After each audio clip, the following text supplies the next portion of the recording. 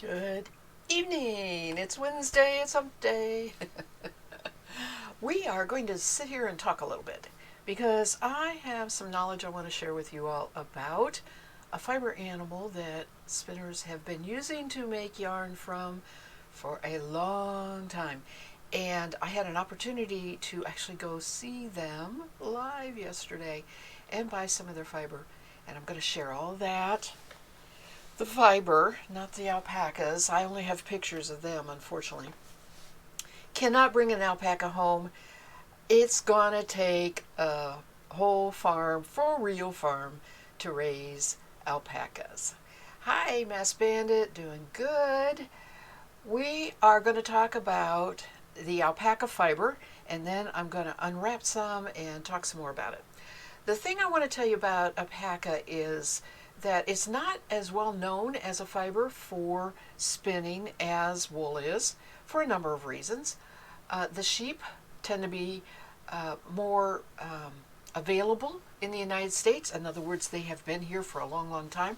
Whereas alpacas who came from the South Americas had to make their journey up here later. And it is now a very big thing for there to be alpaca farms and for people to raise alpacas, but that hasn't been that way for probably until maybe the last 20 years. Now the alpacas are registered, they're shown in shows, the breeders keep pedigrees, so it is a main business now, but it hasn't always been that way. The wool and alpaca differ like night and day, really, as far as spinning. A wool fiber shaft is going to have little hooks on it, for a lack of better words. So as you go up the shaft, little things will go out like this, and they're kind of like hooks. And that's why wool really likes to cling to itself, and it's one of the easier and first things that people learn to spin because it really wants to be together, right?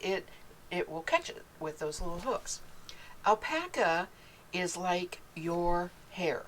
It is a totally smooth shaft, and therefore, when you spin it, you really don't have that extra help of anything on the shaft to make it want to stick to the next piece of alpaca fiber. Now, that doesn't make it impossible to spin.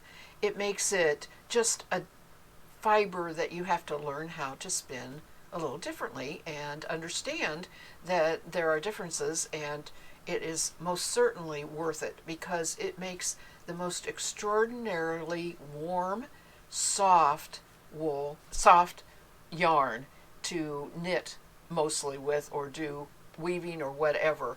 It's extraordinarily soft, and so that's what its appeal is, and extremely warm as far as keeping the heat of your body in and protecting that.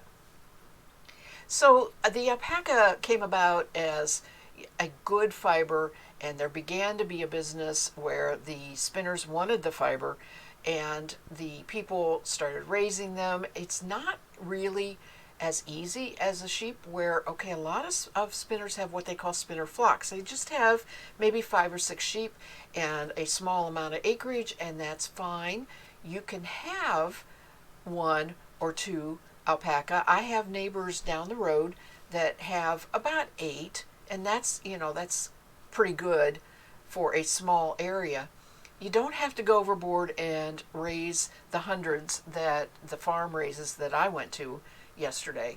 But on the other hand, they're very social, and they really want company, and other alpacas is really good company for them if you're not going to want to be out there all the time with them. So yeah, they're a little bit more time consuming as far as you can't just turn them out on a pasture, and you really do have to check on them pretty much off and on once a day and that sort of thing. Sheep can go off, have the guard dogs, and pretty much be fine getting themselves fed and everything. Alpaca will not graze the same way a sheep or a cow does. They love alfalfa. They love to munch that kind of grass, but it's not something that is usually in a field that you have, right? And so they are hay eaters. And so they need to have that hay periodically during their stay in their fields too.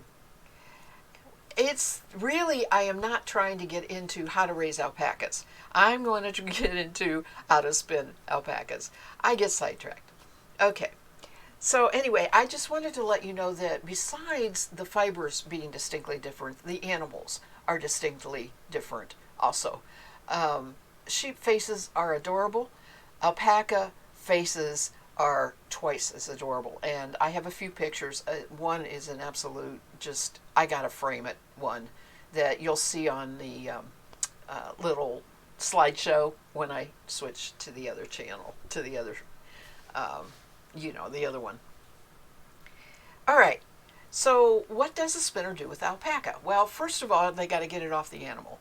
And that's not something a spinner can do with a sheep or with an alpaca. Both cases, they are sheared. And the shears are electric. It's pretty easy to find videos, I think, of sheep being sheared, but it's very much like the sometimes you see dogs being sheared. It's very much like that, only a little bigger, a little sturdier, and they do use the same kind of shears for both sheep and alpaca. Now, sheep can be manhandled and held in place and sheared, and it's got to be a husky man that's doing the shearing. It's hard work, but a sheep can be pretty much handled by a single person. An alpaca cannot. They are bigger in the sense, they may not be larger in weight, but they're bigger in the sense that they stand on very tall legs. They have an extremely long neck, and they're very bendable. They could do almost probably any yoga pose you could teach them. If you could teach an alpaca a yoga pose, they are so flexible. And so when they were wanting to get an alpaca ready to bring to shear, it was a job that took two men, a man or a boy of good size, one on each end, one with an arm around the neck and one sort of holding on to the rear end, and they often would pick up the rear end. The man would pick up the rear end and move them to the shearing station. So they have collars and they will lead them. It is, easier to get them in position if you already sort of have your hold on them. Anyway, the shearing then just commences the same way as they do with the sheep. The shearer goes right up the back first. That is considered the prime. They will do completely from one side of the belly to the other side of the belly. In alpaca, that's called a blanket. And that is your prime fiber. And then the next part, and I'll go into how they catch that and everything, but the seconds is they actually clean around the tail. They grow so much fur up and around in here. They'll go in the belly, they'll take the belly, but they grow so much fur around their neck and face that you literally cannot see their eyes sometimes when they're ready to be sheared. And by the way, they're sheared once a year. So they have a person who actually has the alpaca by the ears, by the head, going like this, so that the shearer can very carefully go up about 4 times, 2 each side, to get that all cleaned off the face. And then they're done. It's very quick. It had to be that when I was there yesterday, the farm person had 80 plus, I think 83 alpacas sheared while for that time for the shearer to shear. And the shearer did it in one day. There was one llama there, and what is the difference between llama and alpacas? Well, they're 2 different breeds of the camelid family, but still the llamas are like twice the size. Llamas look like a pack horse. Alpacas look like alpacas. There's just no other animal that we have, but llamas almost can look like a horse. They're so big, they're very broad and sturdy. They are made bred to carry things, but they're also extremely good guard animals. And they generally, anybody who's raising alpacas will put a llama or two in there. And I got the biggest kick. There was so much I saw yesterday that I really can't do anything but put in words to tell you. There were a whole bunch of alpacas in the pen waiting their turn to be sheared, and there was a llama standing over in a different pen. Now he could get into the pen with the alpacas, but that was all crowded, and he didn't want to be crowded. So, and it may have been a she, I don't know. And so it was standing in this other part of the pen, and it was just like heads and shoulders above everybody, just like never once looking away. He was watching the whole time. They are excellent guard animals, and they are capable of getting after predators if necessary. There's also guard dogs, livestock guard dogs that are needed, and they also are pretty good about going after certain predators. It just depends on the size of the predator, but alpacas need that. They are not really able to protect themselves. Okay, so what else do I want to tell you real quick? There's the difference in the fiber between wool and alpaca. Besides the fact it doesn't have that hook for spinning, is alpaca does not have lanolin. It is like your hair in the sense that it might put out some secretions, but it doesn't have that follicle sac that a wool fiber has under the skin that secretes the lanolin. So wool needs to have that lanolin removed in order to get it clean. Alpaca just needs a lot of washing to get the dust and dirt, very similar to your hair. You can use human shampoo to wash alpaca. You can use the other stuff that you wash wool with, but it doesn't need to be able to cut the grease. And a lot of those power scours and things like that that you wash wool with, really you're overdoing it if you would wash your alpaca with that. So I tend to use, those little bottles of shampoo that you get at the hotels when you stay. That's what I tend to use when I wash my alpaca. It takes a lot. It takes a lot of washing, usually 2 or 3 sudsy soakings and then a lot of rinsings, and that is because alpacas love to roll. I watched them when I was there, and as soon as they got sheared, they're galloping out there, and they've got a dust, a dry spot in the field out there, and they are just rolling and rolling and rolling in that. They just love to roll, and it's a known thing between spinners that alpacas love to roll, and alpaca fiber, no matter how much you wash it, you probably could get a little bit more sediment the next wash. It just almost seems impossible to get it all out. At some point in time, I say, okay, that's enough. Whatever dirt's in there is not going to really make a difference. You have to stop at some point. So that is another major thing. It's still a lot of processing to wash it because it takes a lot to get that dirt out, but you don't have to do the washes that have to get the grease out that you do with wool. The other variety, wool, sheep tend to come in certain colors, and the breeds are very distinct. A Jacob's going to be this color, Shetlands are going to be this color, usually Corriedales are white, that kind of thing. Alpacas have about as many different colors as I've ever seen in a natural fiber.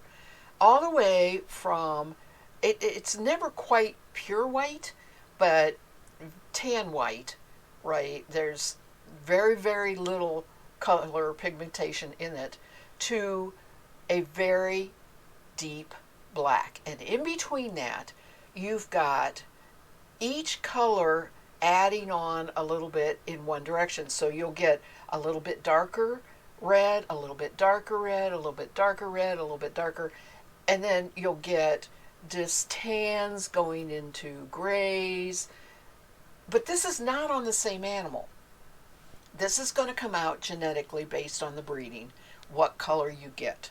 And that's what is, I think, so exciting about alpaca fiber. If you find a good source where they have lots and lots of alpacas, you're going to have an immense variety.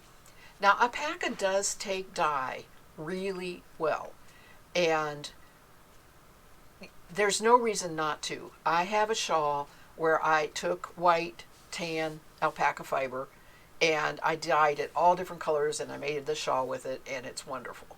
So it's still very versatile that way. But when you have so many natural colors to work with, sometimes it's like, I don't want to dye that. I'll just use the natural colors.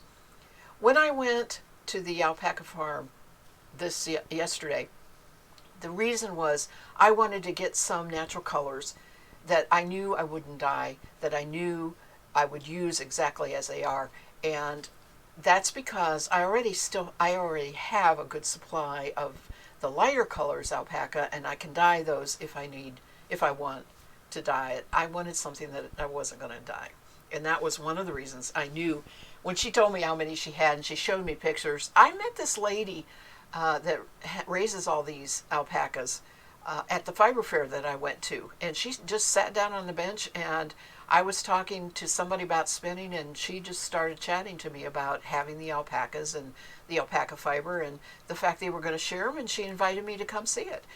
You know, so it was just a real happenstance that I found this and did this yesterday. That fiber fair was a while ago, maybe a month ago, something like that.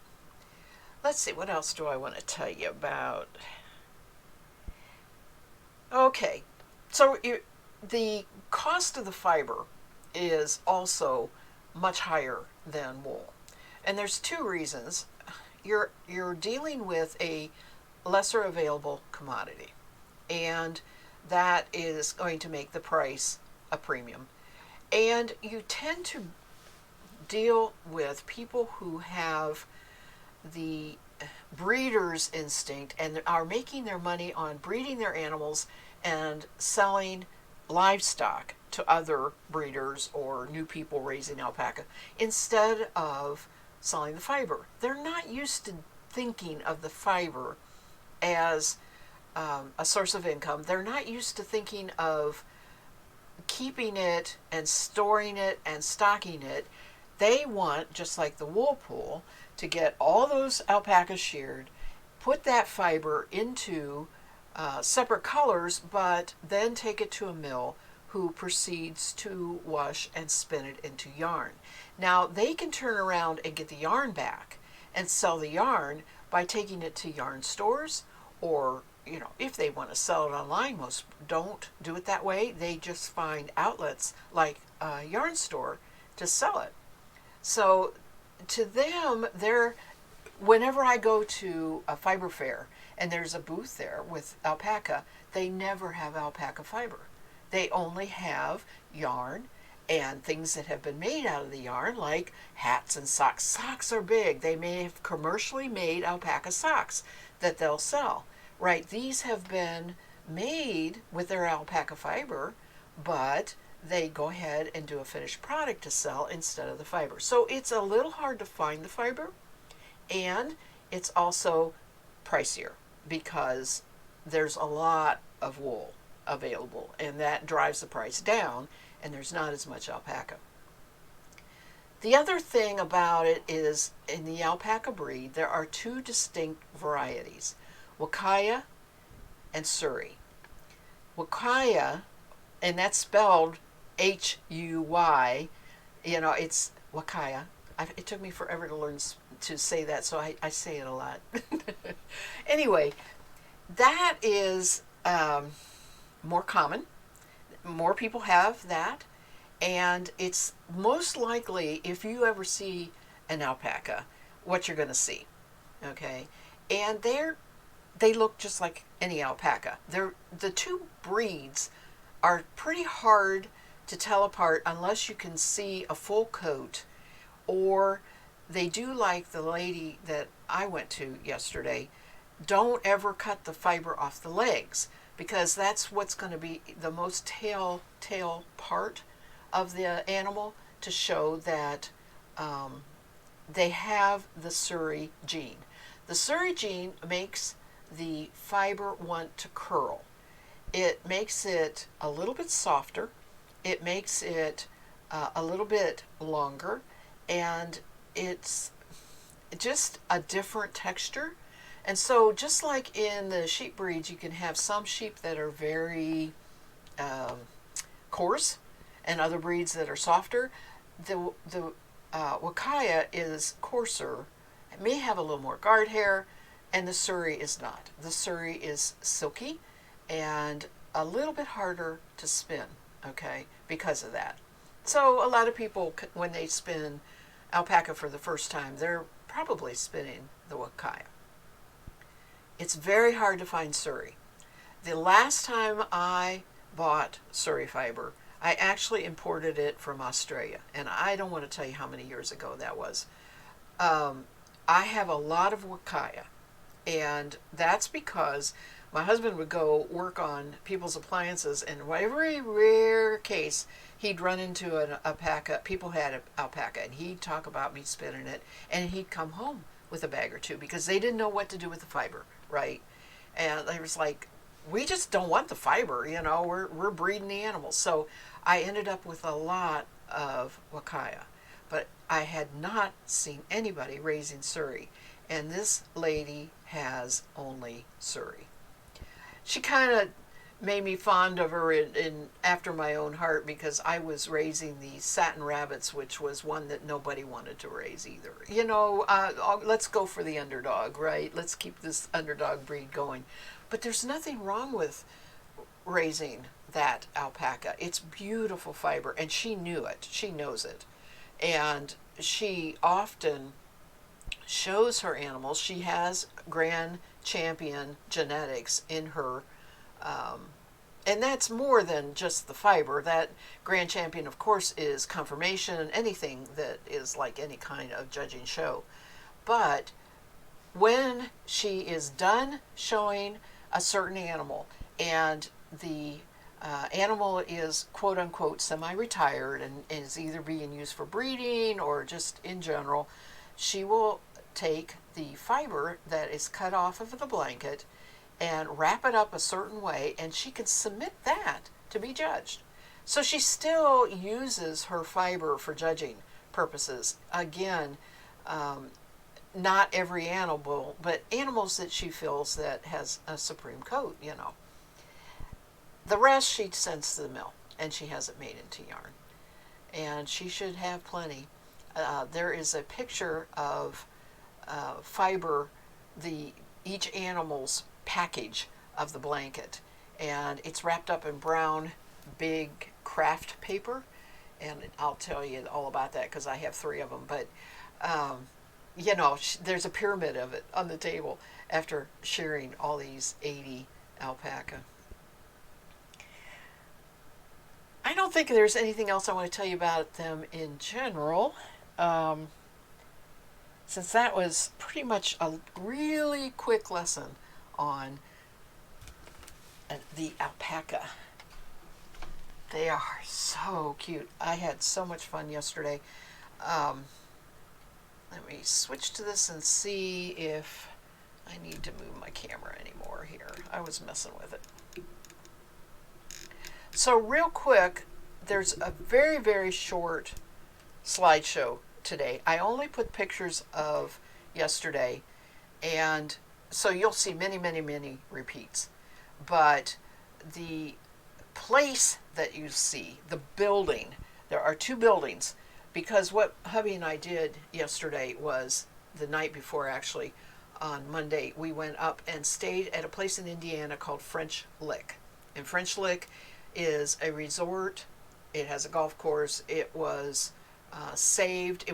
It had its heydays in the late 1890s through the 1930s, and then went into disrepair, and then they remodeled it, and it's been saved, and now you can get a room there.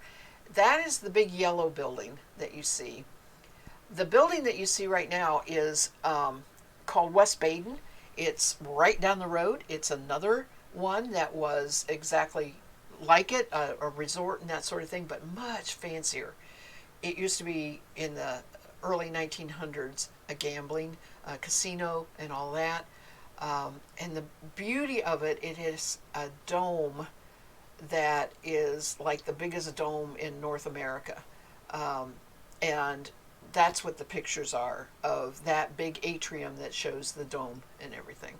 So that was what we did to stay there. And then we drove up to the alpaca farm, got there around noon, and left around 3 o'clock and came back on home. We were only really 4 hours from home. It was a really, really great trip.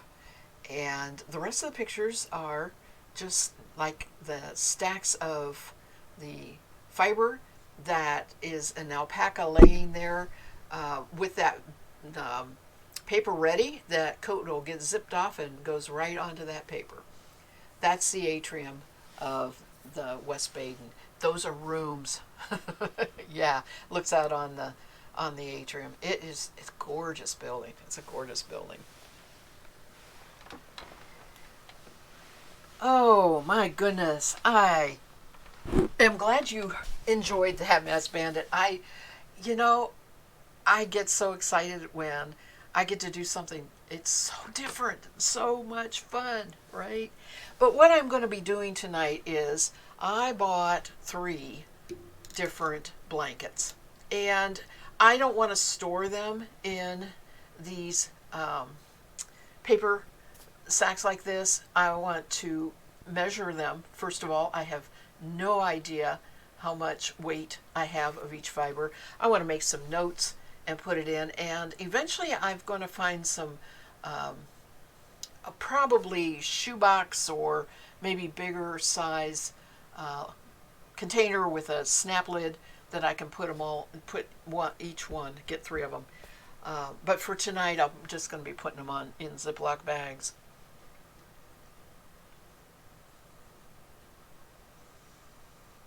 And I want to weigh it, and that's going to take some time because it's going to take some time.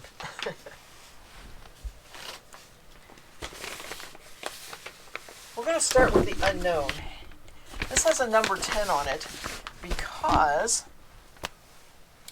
the lady had recently purchased a whole herd of alpacas from someplace in Michigan and brought them to her place. So she added to her herd in a big number, in a big way. And she got information with the animals, right, but it wasn't exactly pedigreeable information. She had to do a little more research and work and that sort of thing before she could make out a pedigree and then try and register them. And so she had animals that didn't have any name yet or anything like that, but to keep track of whose it came off of, they made notes and numbers, and you can see that in that little collar right there. That would have had a number on it, and I do believe that is number 10. I did take pictures of the ones that they were sharing, but I didn't get every single one that I bought, but I do believe that's the one that this one is, the one that's in that picture.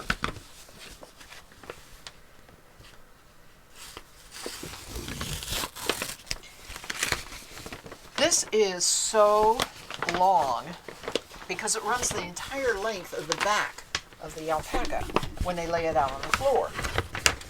So I'm going to see if I can, it's going to overwhelm the camera. I'm going to see if I can unroll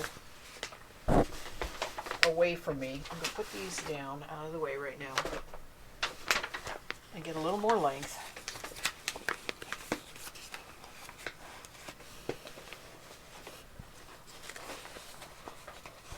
I'll probably have alpaca flying around everywhere.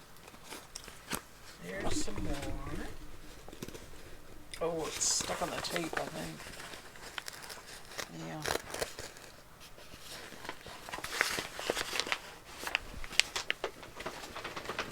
There we go. It's coming off the end here, but I can catch it. There we go. I wish there were more people here. I've been telling people that I was going to do this tonight. I really wanted them to see it. All right. Oh my gosh. That is so soft.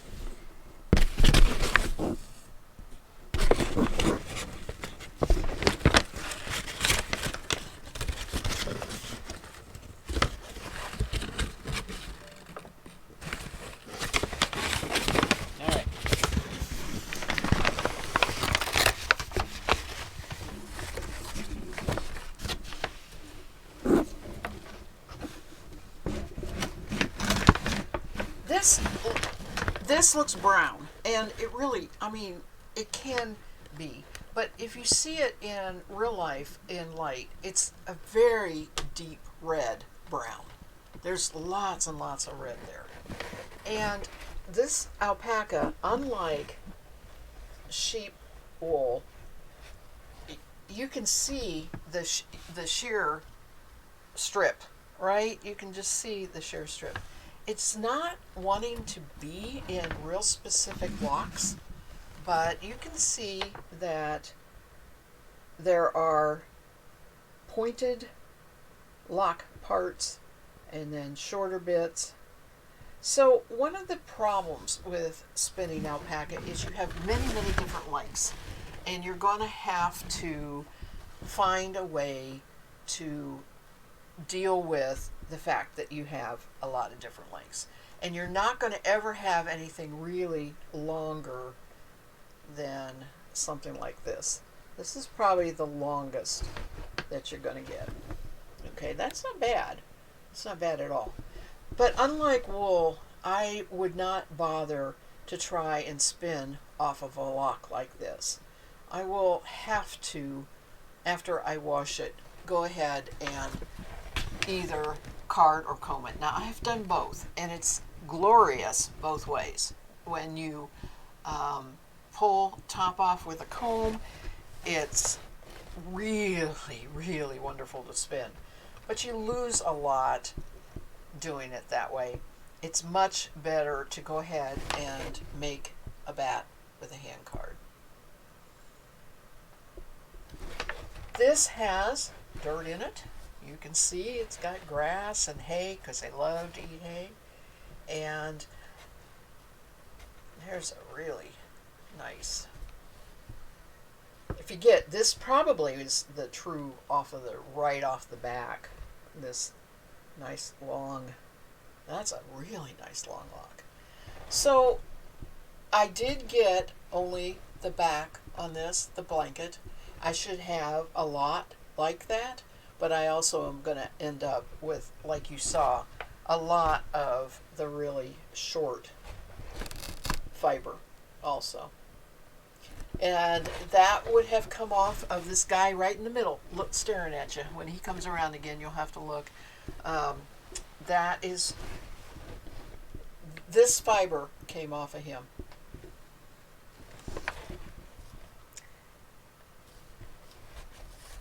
So, unfortunately, what I want to do is figure out how to weigh this. I'm really struggling because I just have a small scale.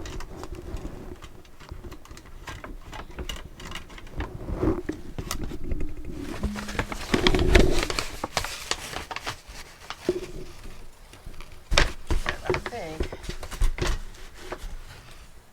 I can get my cards out of here. I put everything under there and then realized that wasn't a good idea because can't write on them when it's underneath there. I'm going to turn the music back on. I'm not going to be saying a whole bunch that's real important. Where'd it go here? Oh, I just turned it down. Let me just turn it up a little bit so we can have a little bit of music to listen to.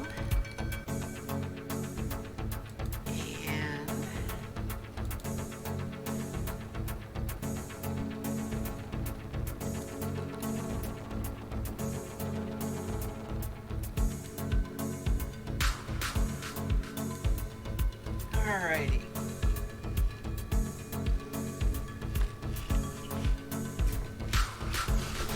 This turned on. I think that's flat enough.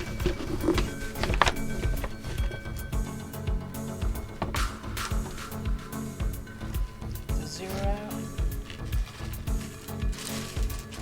Got this nice big bag. Yeah, it's zeroed out.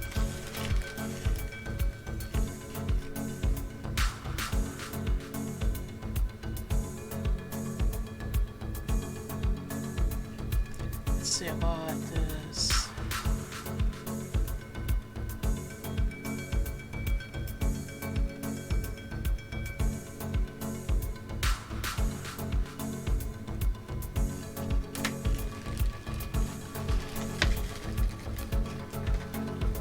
My husband thinks I bought like each one of these packs was just under a pound, and I'm like, no way.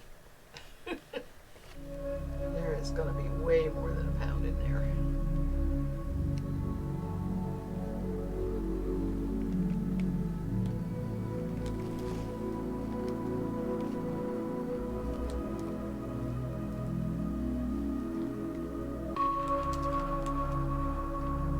Will this work? It's going to pop out. Nope, that's not going to work. Oh, and I'm in grams. I want ounces. Let me turn this off and get this in ounces.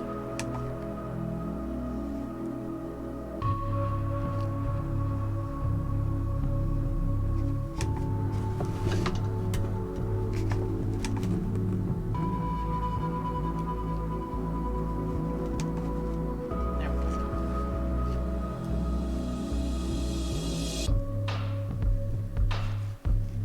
I hate to take this all apart. Boy, is this dusty. I can already see the dust.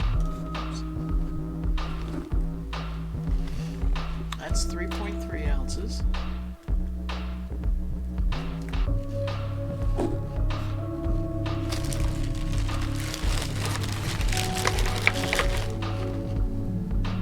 Gonna be a lot of bag rustling. Staying pretty still. I'm just gonna take handfuls and then I'll total that. Oh, that's too much.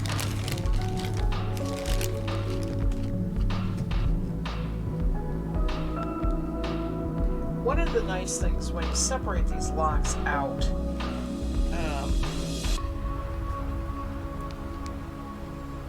they kind of fluff a little bit, and that fluff is what makes it good to spin. I'll show you what I mean. Just when you kind of pull on it, you just see how it just kind of connect like that. That's what makes it pretty easy to drum part it or whatever and get it to spin.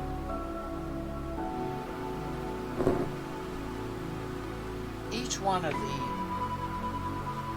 actual strands of fiber is a tiny micron amount. Tiny. Thin.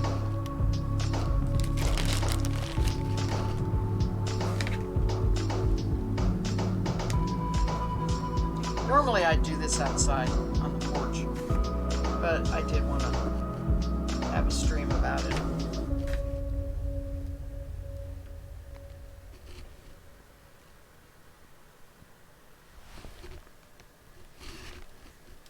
Hi, Kay's on Coffee. How you doing tonight, Kay?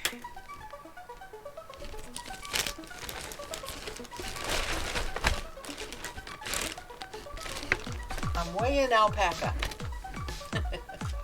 I just bought this yesterday and I came right off the animal. And if you watch over there on that short slideshow that I put up, you'll see the animal looking at you.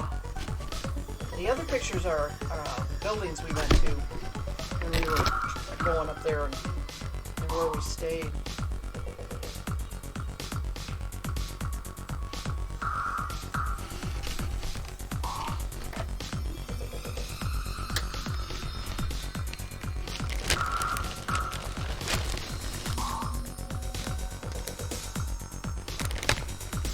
Oh, you know, do you know how sheep have a real distinct smell? This has a very distinct smell. And it's not like sheep at all. It almost smells like woods. Not woods, but yeah, it does. It doesn't smell bad at all. It smells good.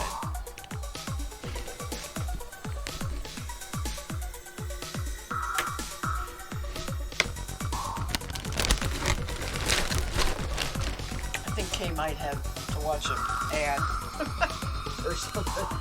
She'll be back. I hate that, but you have to be a subscriber not to have the ads.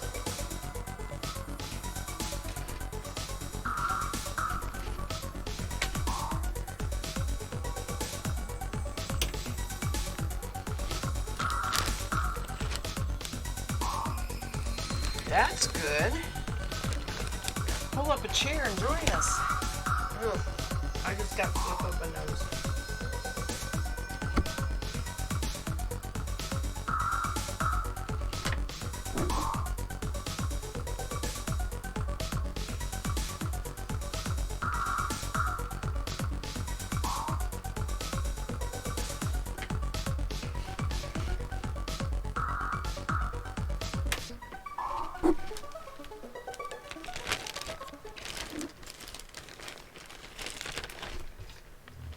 Each of these handfuls weighing average 2 to almost 4 ounces, depending on how much I grab and pile on there.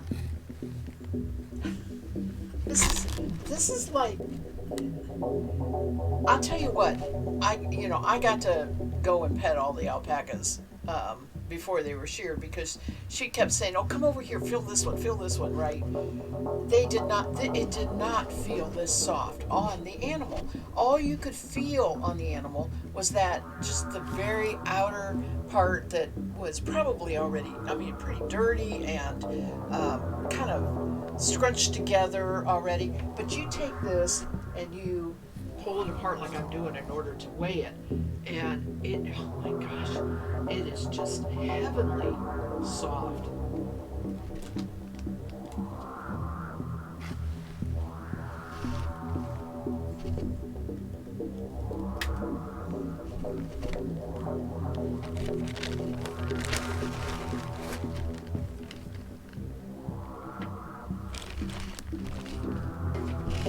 Pitch that. That's from a previous neighbor.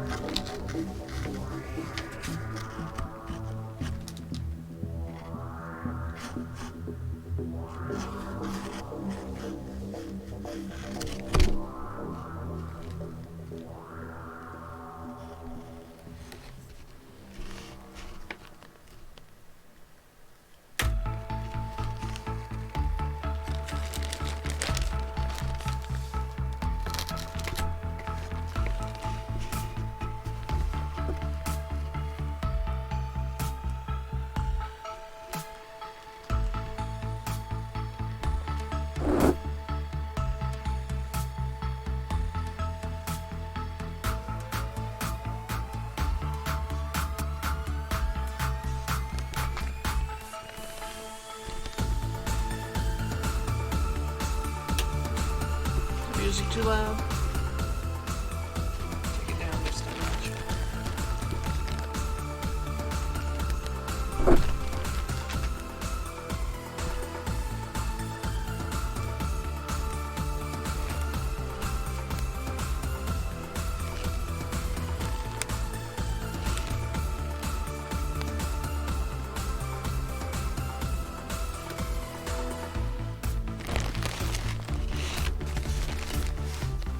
I'm gonna make a lot of noise because I gotta get rid of this bag. Something up, hon? What's up? Yeah, it's okay. Yeah. Do you need something? No, I'll talk to you. Okay.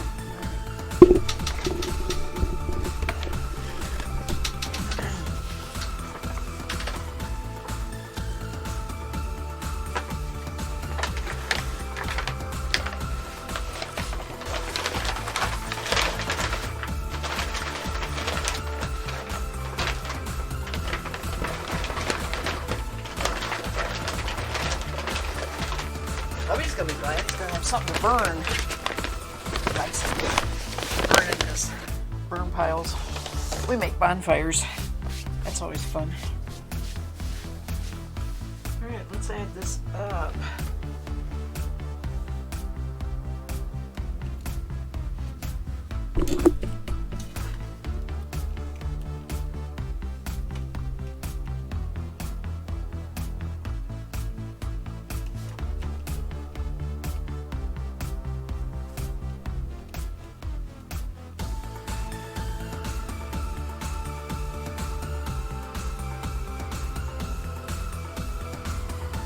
Oh, why didn't I? Oh, I have one. All right, I have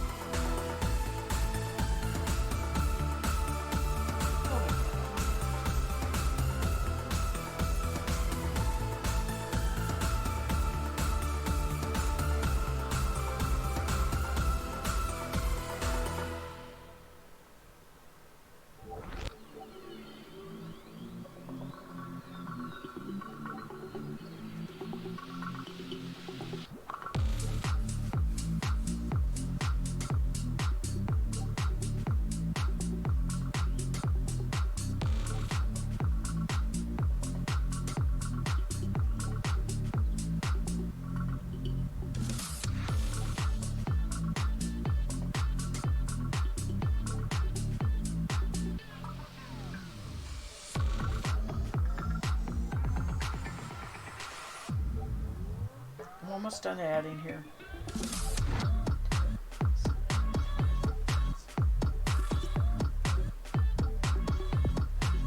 Oh, well, that's nice. It's gonna come out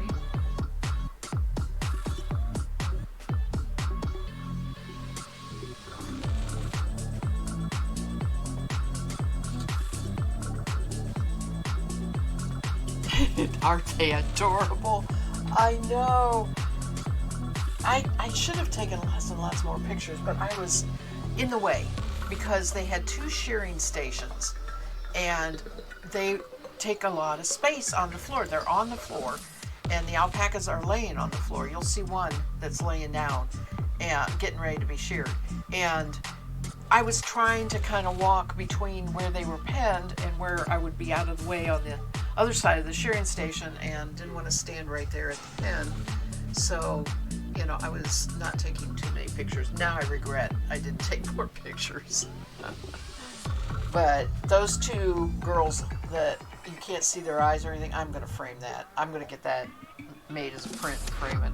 I think it's just fantastic. So 16 times 3 is 48. So 16 ounces in a pound, right? Right, everybody? 16 ounces in a pound. And I have 49 ounces, so I have 3 pounds, 1 ounce of that brown.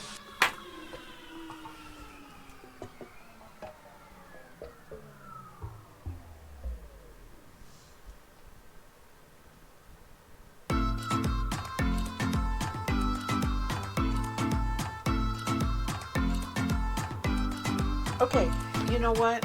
I have 49 ounces. I paid $50.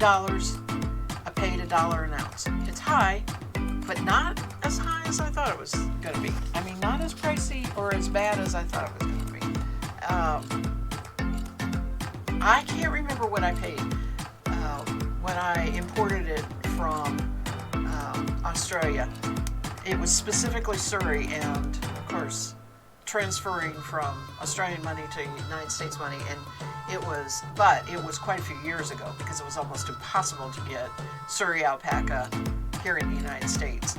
So that it was a long time ago, but still I paid a lot then. I have no idea what the going rate is. I don't know. I didn't even look into it. When we originally went, she quoted me a price for a blanket. When we were getting ready to settle, the price had gone up, and I pointed that out to her, and we talked about it a little bit, and I told her, I said, at the price you're quoting, I'm only going to take 2. Well, so she thought about it for a while longer, and then she says, okay, I'll give you the price that I said originally. And I said, well, I'll do you just a little bit better. I'll give you $20 more. I mean, it was haggling for alpaca fiber, but it was expensive. It was $50 for 2 of the blankets and $40 for the other. Not something everybody wants to do. Not something I'm going to do again for quite a while. One of the things, though, that is going to happen is she really wants to see the yarn I make, anything about it, because she just has never really dealt with anybody who was as interested in it for spinning, and she really wants to see if I can spin it, right? Can I make yarn out of it? I'm not sure she's ready to see hand-spun yarn, especially if she's taking her alpaca to a mill and having it commercially spun. Big difference. So it's got to be more probably that I'll make the yarn and make something out of the yarn that would be very impressive. And I don't know what that's going to be, but I think I want a sweater. She had a helper. She doesn't spin. And she had a helper, and I asked her helper, another lady, if she was a spinner, and she said, no, but I knit. And I said, well, do you have an alpaca sweater? I said, do you have an alpaca sweater? And she said, yes.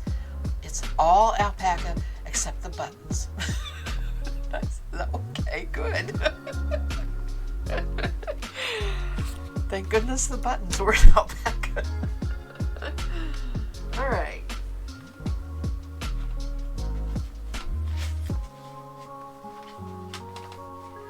This one is not going to be, this one may not be a pound. Okay. This is going to be lighter in color than the first one I just did.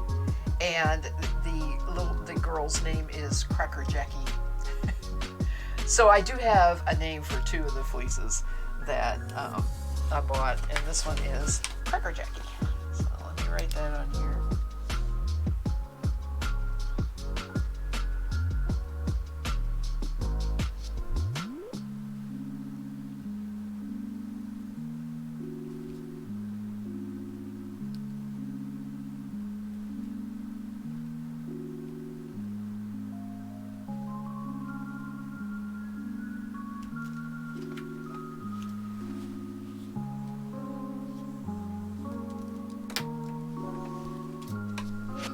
Oh, and I know something else I forgot to tell you. All right, let me wait till all these packages, they are packaged up that way specifically. I touched on it a little bit but see that paper in the picture where it's laying alongside so that the blanket falls right onto it, and then they fold the 2 long sides and roll it up, okay? She said that is called noodling. And I don't think she's pulling my leg. She told me any number of times that they have that as a specific term for saving the blanket of an alpaca that's being sheared. They call it noodling. What she does, if she doesn't show the animals anymore, they're semi-retired or they're being used for breeding or whatever, she still keeps her fiber like this, and if she wants to, she can enter a particular animal's fiber to be judged, okay? And the reason she keeps it rolled up like this is that when the judge then, who knows what's coming, is used to this, unrolls it like I just did and lays it out, they're actually going to be able to look at the blanket very similar to a judge looks at a sheep fleece that is unrolled and spread out. They have an understanding of the fact that the shears started on one side with the animal laying, and just zipped it off from like the backbone down to the belly, roll the animal over, and backbone down to the belly, and it'll fall onto that paper because it's a little bit connected when he shears up like this, and then he just kind of pushes it on the paper, and it falls in layers, and that's what the judge sees. when they open it up. Now I'm sure they look at fiber in different ways, but they want to see that confirmation to begin with, because every animal, if they've been sheared to standard, will have that kind of package that they can open up and look at.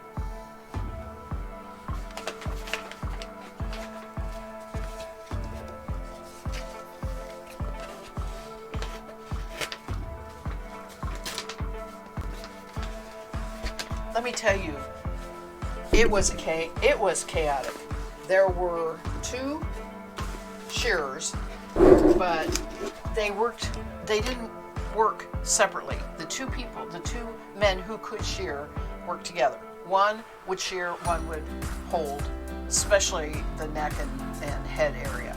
The assistants were younger kids, and one lady who was the mother of the younger kids. And the mother's job was to do this packaging. Okay, so she'd put the paper down, just like you saw the picture. The animal was waiting for the shearer with the paper down. As soon as the shearer got that complete blanket off, she had it pulled off a side, folding over, rolling it up, taping it, marking it, and they did keep track of every single animal, either by name or number. And the kids then, who seemed to be everywhere, were the cleaner-uppers. So the next oldest kid, that was working, had this plastic bin, no lid, just a bin. And what happened was, after the shearer took off the blanket, then they started taking the seconds. And those are also kept. And in fact, I forgot my bag of seconds. I left it. I have seconds for this one because I knew it was the smallest, and she actually gave them to me. I knew it was the smallest fleece, so actually I have the seconds to go along with this color if I need it. They are shorter though, because what they shear is the belly and around the tail, clean up the neck, and sometimes go up the side of the face, because if you're looking at the picture of these alpacas, you can't see their eyes at all. And by the time the shearer goes up the face twice on each side, it completely opens up their face, and you can see their eyes and everything. It gets all that fur off, so there's quite a bit there. But that's what's in the second. Well, this girl's job was, as it was coming off the animal, she's just kind of, I'm hitting my mic doing this, she's just kind of scraping it into this tub, right, and then taking it over and saying what animal it was, and give it to the not the lady that owns the farm, but her assistant, who had a trash bag, clear plastic trash bag, who put all the seconds in there and marked it, right? So the seconds go to the mill also. You can see just a little bit of the picture in there, some of the plastic bags either getting ready or whatever, but each animal has blanket, seconds, and thirds. And the blanket goes in the paper, the seconds go in the plastic bag, and the thirds just go anywhere. And after they get the animal up and get it going to its pasture, out the barn door and out to the field, which was sometimes quite exciting, because they either have to lead them, they don't put collars on them in the field.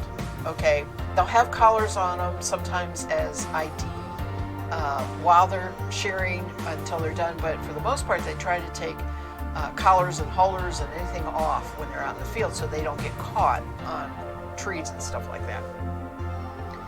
And so the youngest kids, their job was to stand in the barn doorway like this, no, you don't go this way, you go this way, except they weren't always really good at it. And the little alpaca would go sneaking by, and then they're running out there and they're going this way, this way. Oh yeah, it was just like a zoo. It was so three-ring circus, right? Nobody was hurt. Nobody was, it all was fine. Nobody got stepped on or bit. There was, spit did happen sometimes when they were getting sheared. They weren't too happy about it and they would spit, but spit happens. Anyway, the thirds then are laying on the floor after the animal is gone, and there's one kid with a little tiny rake, and they're just going raking that all off onto the ground. Sometimes they raked it into a bucket thing and they took it over to the trash can and dumped it. And then to get it completely cleared, they had little air sprayer, and it just sprayed air, and they went shh all over it, and it's no other fiber, right? You don't get a mixture of the fibers in the shearing. So I thought that was well planned. I'm sure that's not the first time anybody has done that there, right?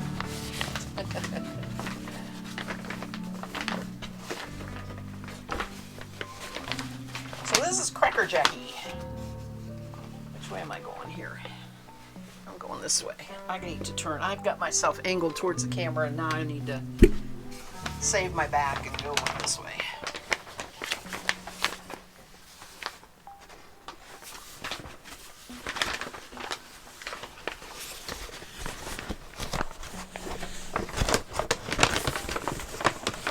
And yes, it's this long because they have to go down the whole animal. So it is quite long. But I should have. I don't think. Oh, let me try to go up here. There we go. A little escapey here. And I'll push it on down there.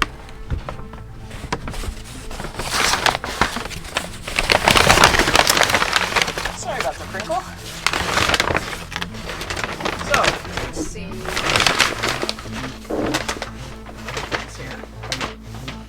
How's it look on the camera? It looks a little redder. It is definitely redder. Okay.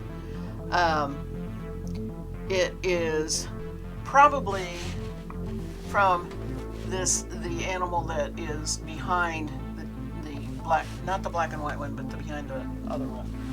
And as you can see, there was multiple colors on here. Now I have a choice of hi Jamie Jams, good to see you. Go back and catch the beginning a little bit when you have some time, so that you know. Now I got some dirty dirt here. Let's get rid of that. This is alpaca, and this is how they pack it up when they shear it off. How have you been, Sock Wizard? I haven't seen you for a while. Good to see you.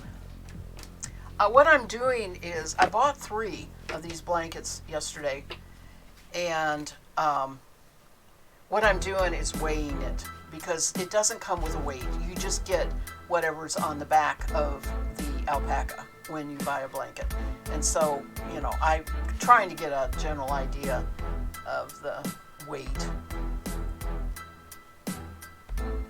and what I'll be dealing with. I shouldn't lose much except for maybe short. It's too short to spin, but you don't lose much from, well, I guess you lose the same thing in wool. You lose the short stuff, but on the whole, the blanket is not like buying a whole fleece.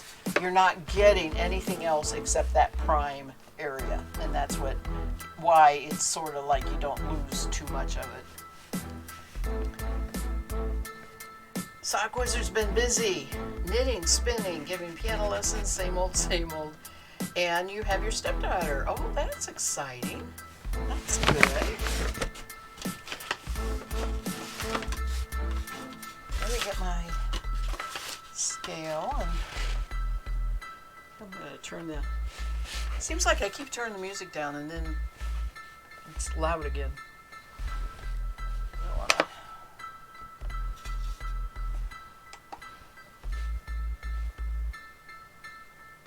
All right.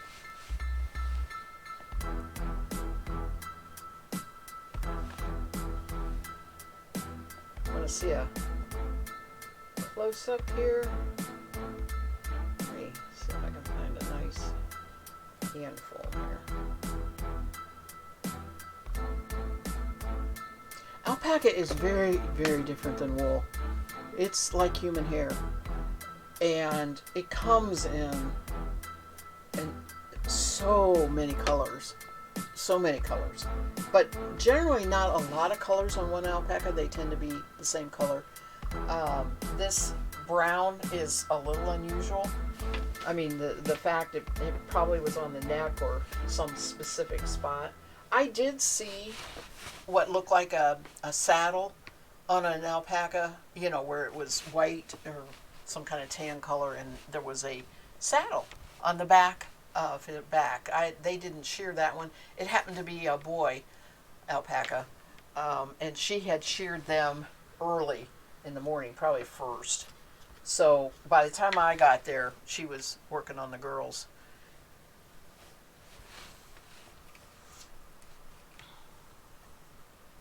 She was not shearing, but supervising. Oh, I need a bag.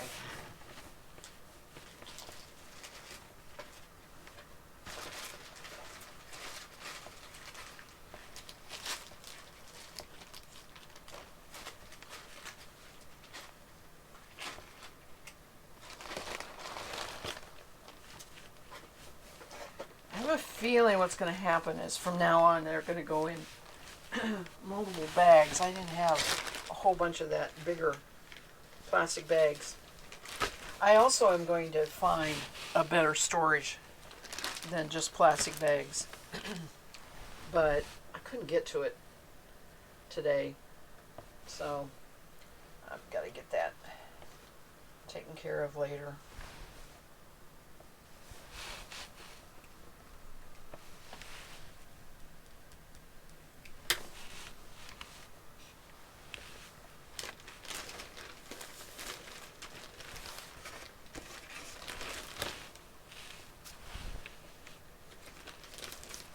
Uh-oh, my eye itches. I can't itch with my hands.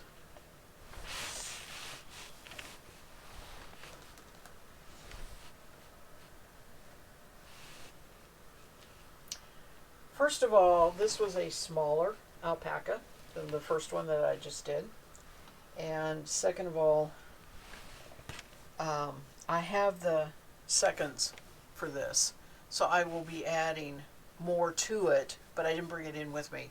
I want to keep the bag of seconds separate from it. The seconds are always shorter. So, I want to work with this first, and then if I need more, use the seconds as I can. This really is too short, and unfortunately there's a fair amount of that in there because that's the way the clippers catch.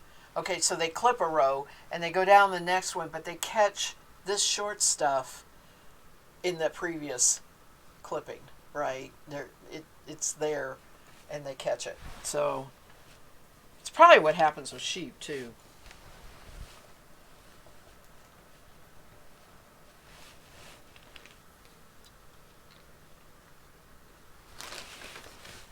Oh, now my music stopped. I guess I need to go tell Yahoo to go to the next page. Let's see here.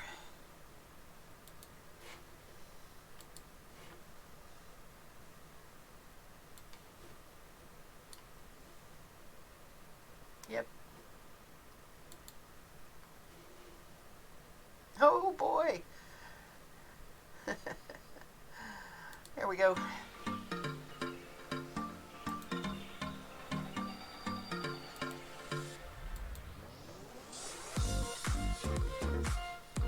Suck Wizard, what you doing? Makes fun with your stepdaughter. Anything special?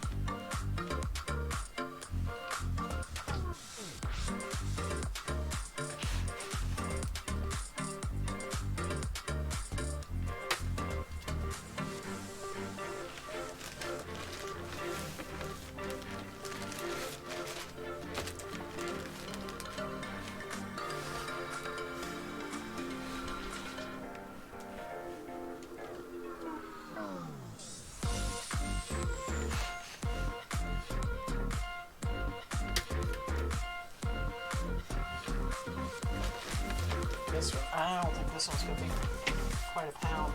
Maybe. I don't know. It just doesn't seem like it's going to be. It doesn't feel as heavy as the other one did. You know, for some reason. Must be a little thinner fiber.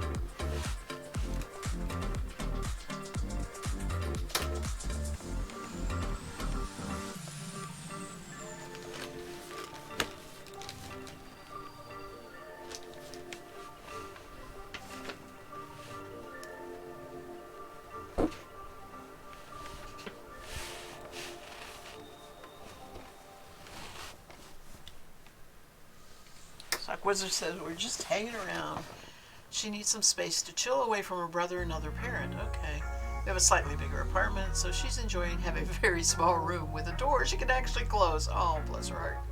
And hanging out in the hammock in the back. She's kind of depressed and doesn't want to do much, sadly. Yeah, well, I don't know the age, but, you know, she does. She just needs some space, doesn't she? That's okay.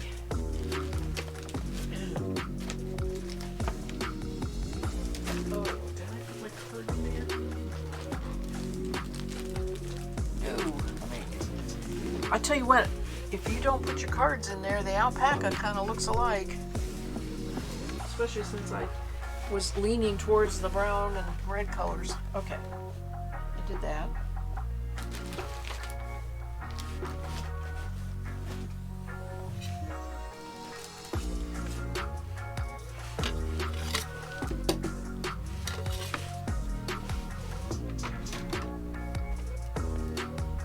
All right. Gonna turn off the mic while I rattle the paper.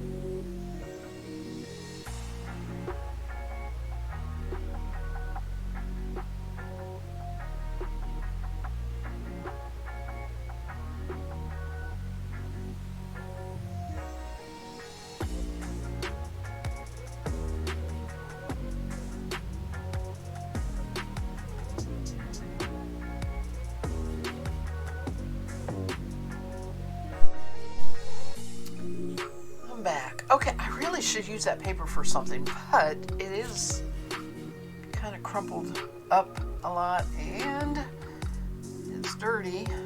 Not most of it should shake off, but I can't really think of any good use for it right now. I don't really want to keep it around.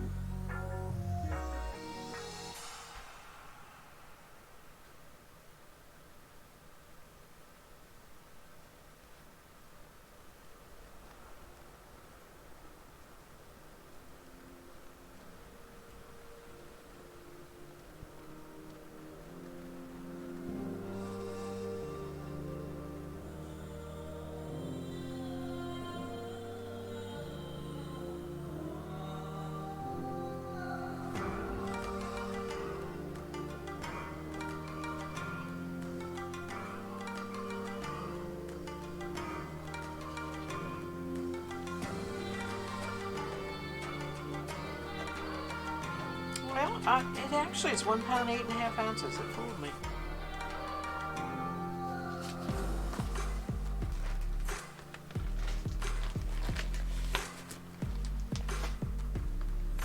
You know, a pound of alpaca is very compact compared to a pound of wool, especially dirty. Wool kind of like doesn't want to get stuffed into anything, and this alpaca just goes boom. Crunches right up.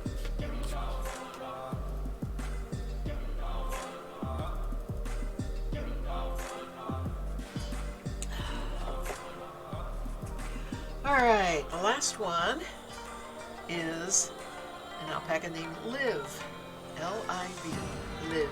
I suppose Livy might have been occurring now and then, but her name is Liv. And this is the biggest one, that biggest fleece blanket. Also, this one has a very distinct color that I've never had in alpaca, I've never worked with. It is called rose gray. I should have had my camera, because when I walked over there, when the animal was getting ready to be sheared, the owner took her coat and did a circle in it so that you could see from the root on out in that whole circle. And it's a beautiful, beautiful gray at the base, but then it goes on out to a lighter color that, you know, the rose is a misnomer. There's no real red to it, to me.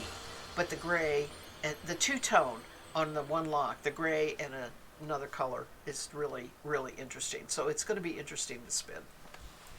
Let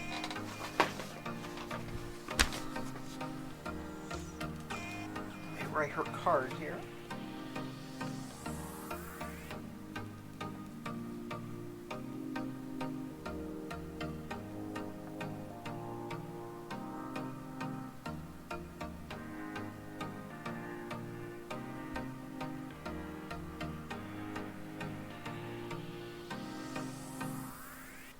Now the other two, she didn't really give me a specific color. You know, I kept calling them reds, browns, whatever. She didn't have a specific color for the two that I just undid.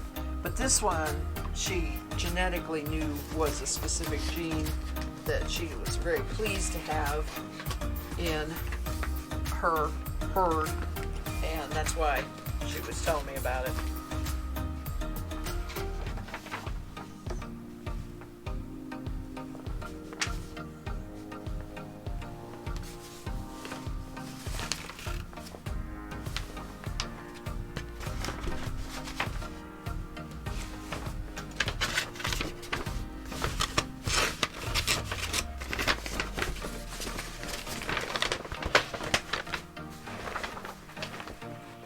This is a big blanket. Don't go off the table.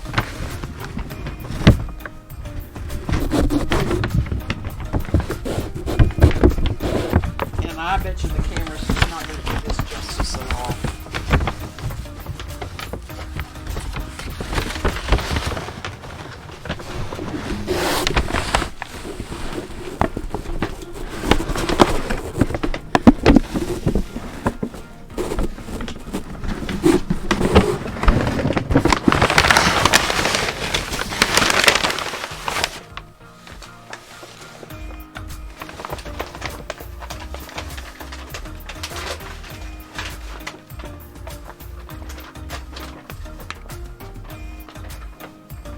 I bet you there's never been anybody ever open a package like this on the stream yet.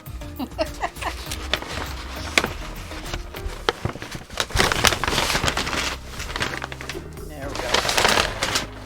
Now, I have undone what I was talking about when I said that they do it so that you unroll it and the judge can see the blanket, but because I've been scooching it all together to get it to fit on the table, so I undid all of that. Now, this is, let's see, what's it look like here on the stream? Yeah, you can, the light, this is the light color, of course, and then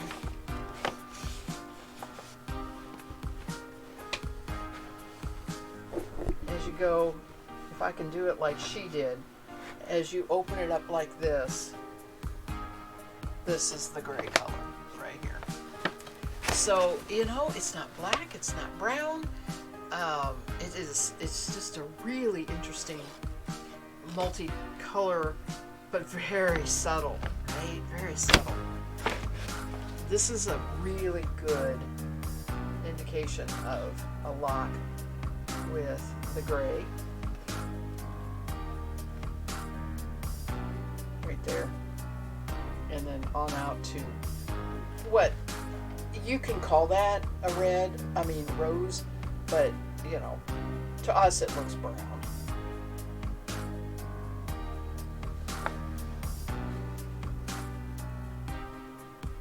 All right, now I got to figure out how to weigh this.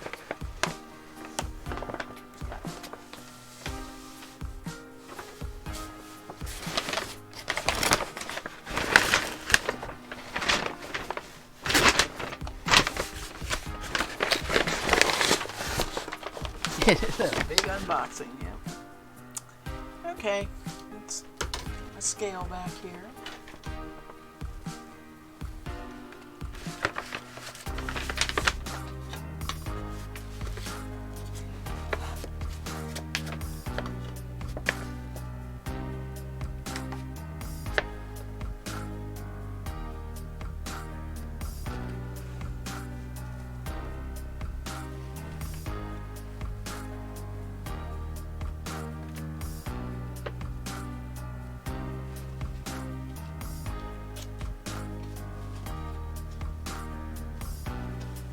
Oh, and it has that smell.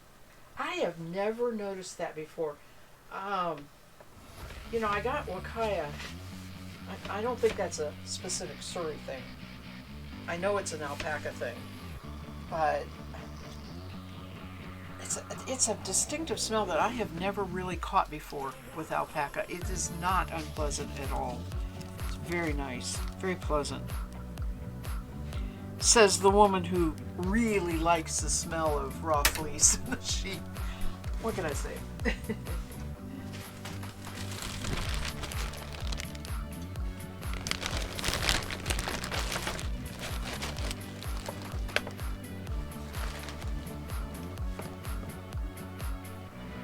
I am trying to kind of keep the clipping together a little bit.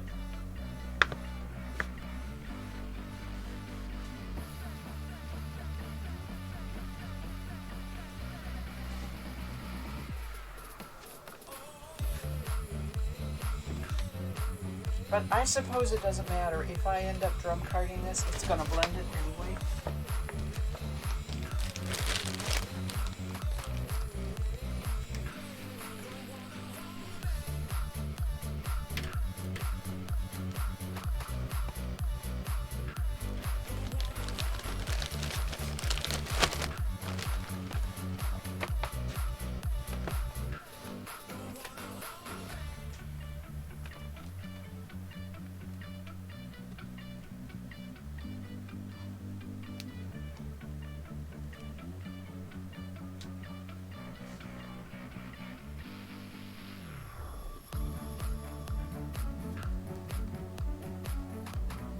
Worried about my husband. Keep hearing him coughing. Of course, he stopped by and said he'd talk to me in a minute after I got off. I'm not real sure what's going on. He's been healthy. He's not sick. Oops.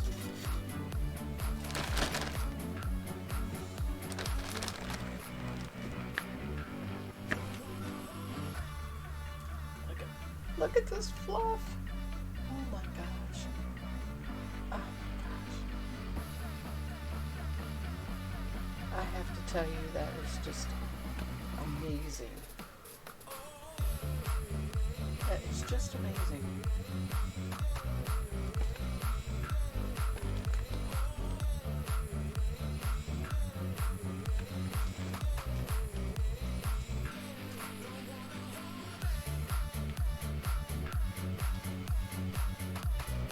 I need to redo my scale. It's going wonky here.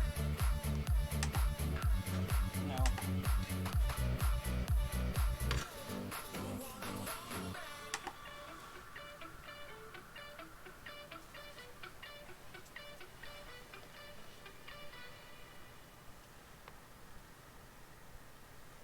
It's not going wonky. It is. This is so light.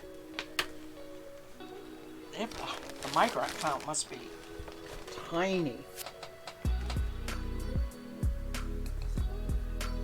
There's no heaviness to the fiber at all.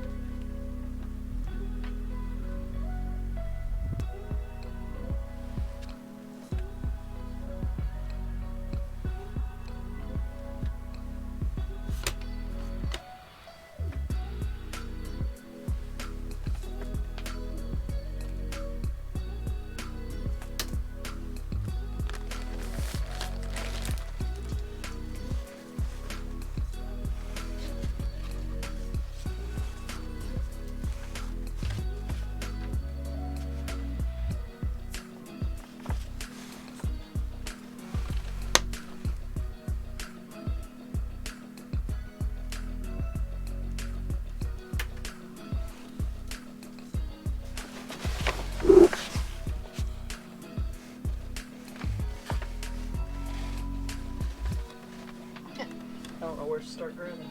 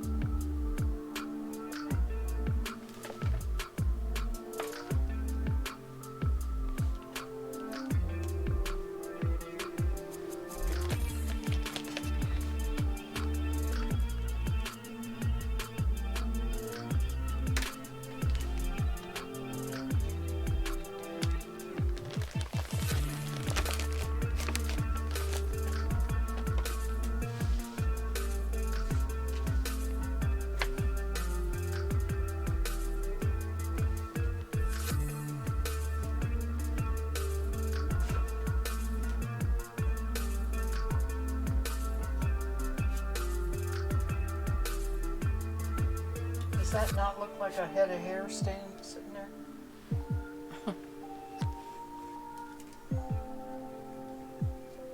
Oh, you can't see. Yeah, you can. My scale is right here. You can sort of see it.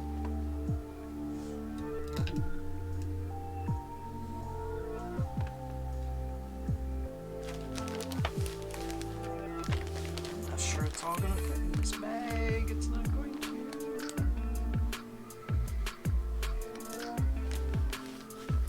Wow.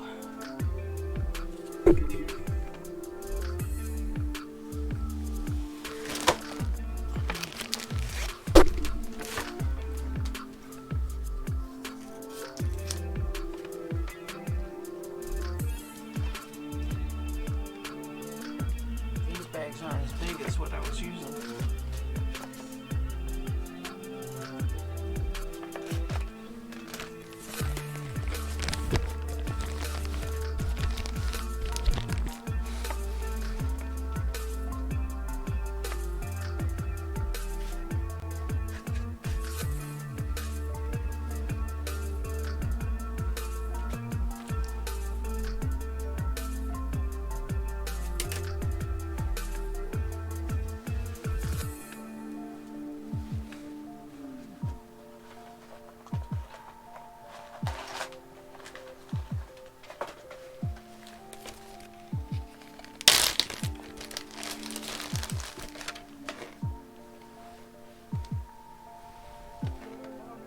Yeah.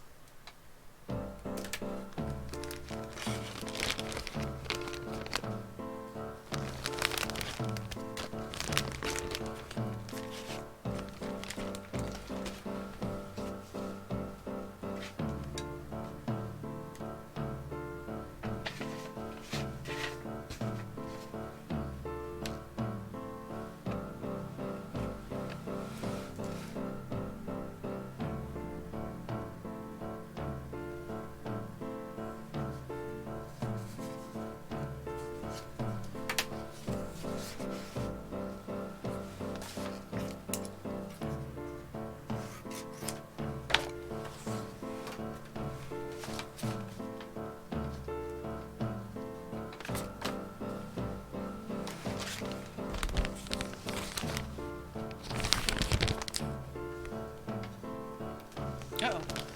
Missed back. There we go.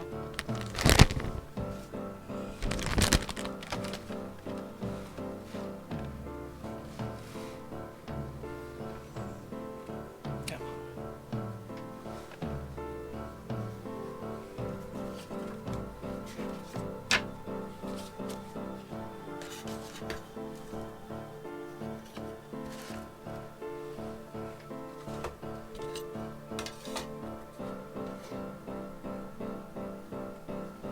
All right, last one. Total up.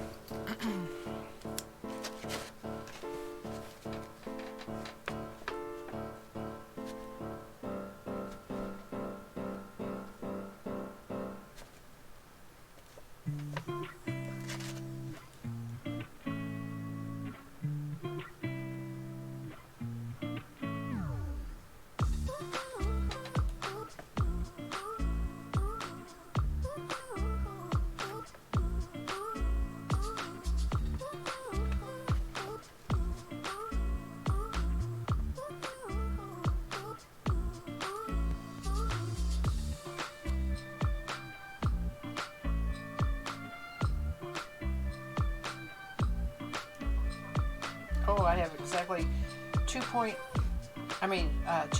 5 ounces. So I bought a total of about 4.5 pounds of alpaca.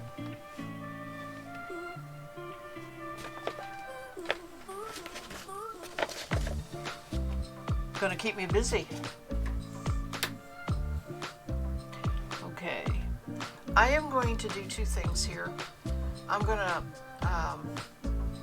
put the Be Right Back screen on, turn the mic off, get rid of this paper, take a quick break, see what hubby wants. He's already checked again if I'm still on, so I need to go see what he wants. And then I'm gonna come back and do a little knitting if all's well. If not, I'll come back and say goodbye. All right.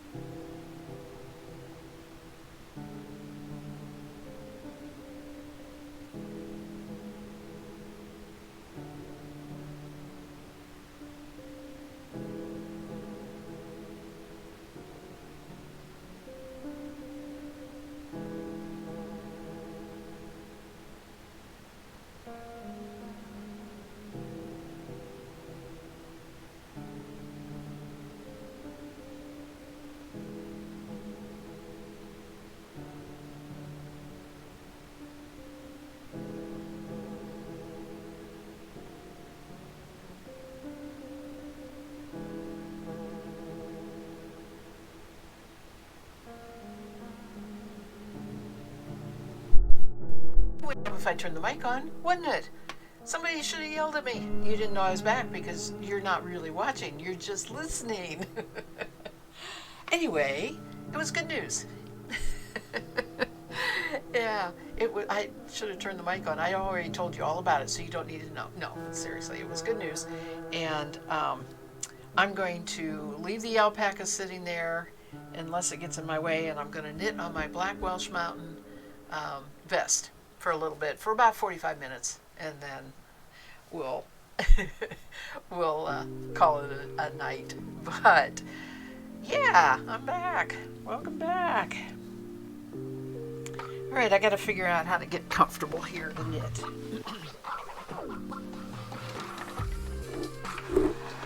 I'll pull the table to me instead of the other way around.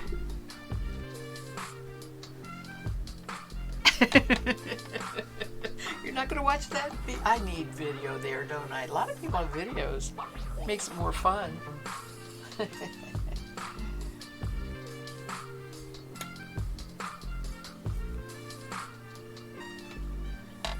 All right, so I am on row 5 of the 9-row repeat. I think. Put this a little out of my way. I haven't knit on this for a while. Okay, so I've been prepping for Turtle Fleece. I mean, prepping with a capital P. Most of it is hidden back there behind that pillow on the bed, and eventually by Friday we're going to have a picture of everything. But anyway, yeah, I'm almost done. I probably have about 10 more bats to drum card. And oh, this is a wonderful fiber. It's a Rabelais, and it's white. It is part of a fleece.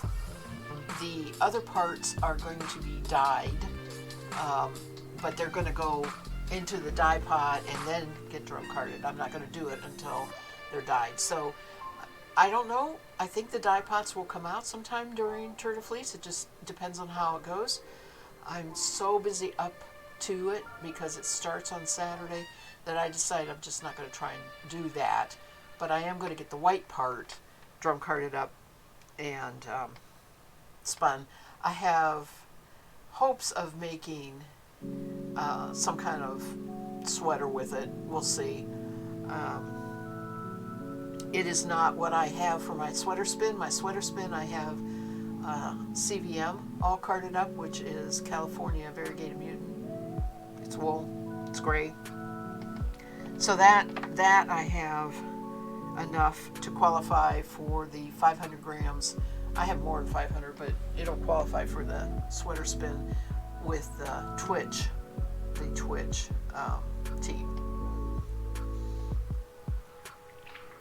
Now, what do I want to do? I want to slip one knit 2 pass slip stitch over. Okay. So my prep is almost done. I just have to get that white drum carded, and it's gorgeous bats.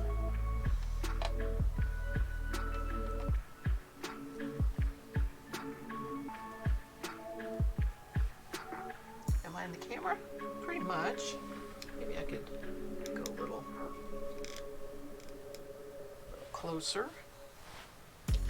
I can put my iPad over here so it doesn't glare in the screen. Like that. Let's go, yeah. You got the mic a little bit, but that'll work. Alright.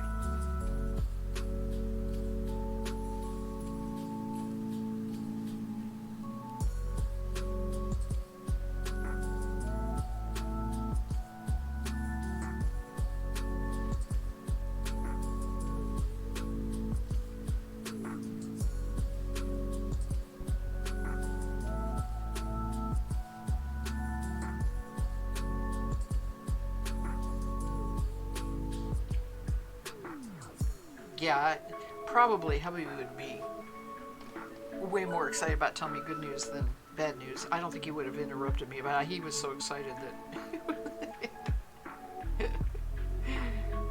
he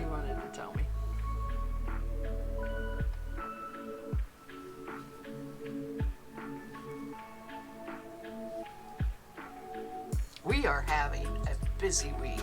I'm going to stream Friday morning, probably later than normal. Part of the news is we're going to be out of town again tomorrow.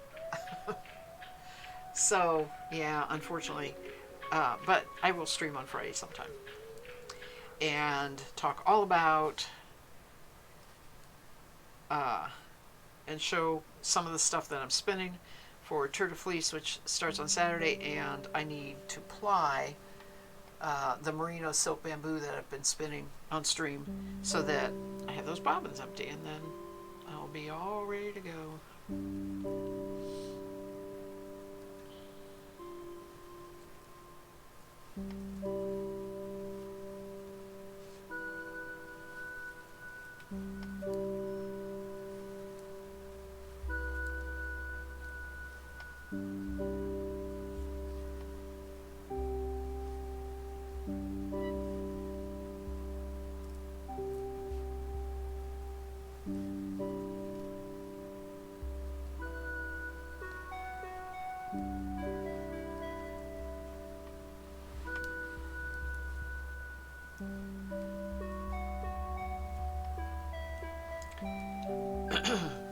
I am hoping July is not very busy.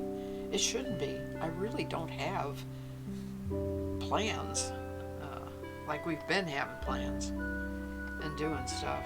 So I'm hoping to stay home. I'm hoping to stream extra streams.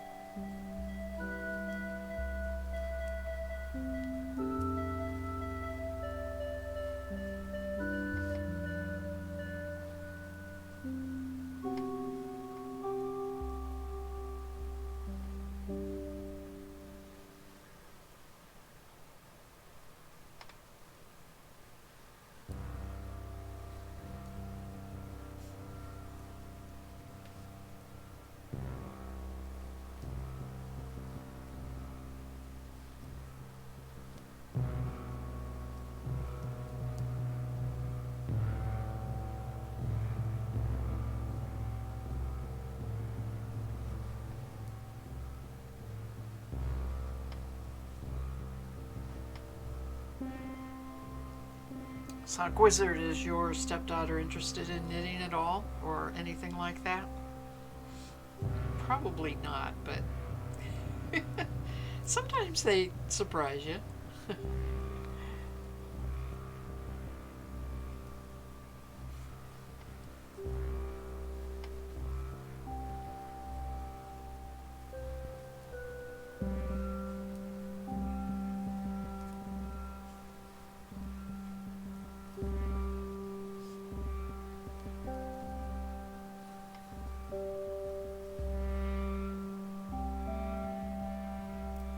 She hated it. Yeah. Well, that's normal. That happens. They want to be able to do it really well, and it feels awkward, and so they don't want to feel awkward.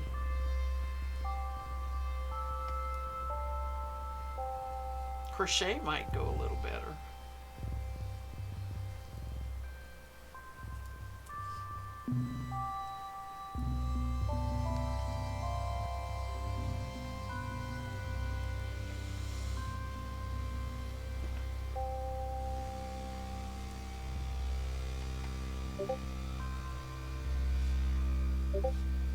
Oh yeah, that's a good idea too. Those are fun. Somebody's posting on Discord a lot.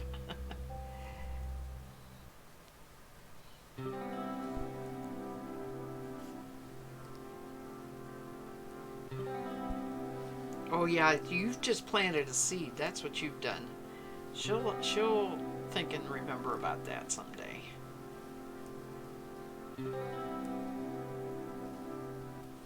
And get so good at it, she'll become a designer and she'll open a yarn store and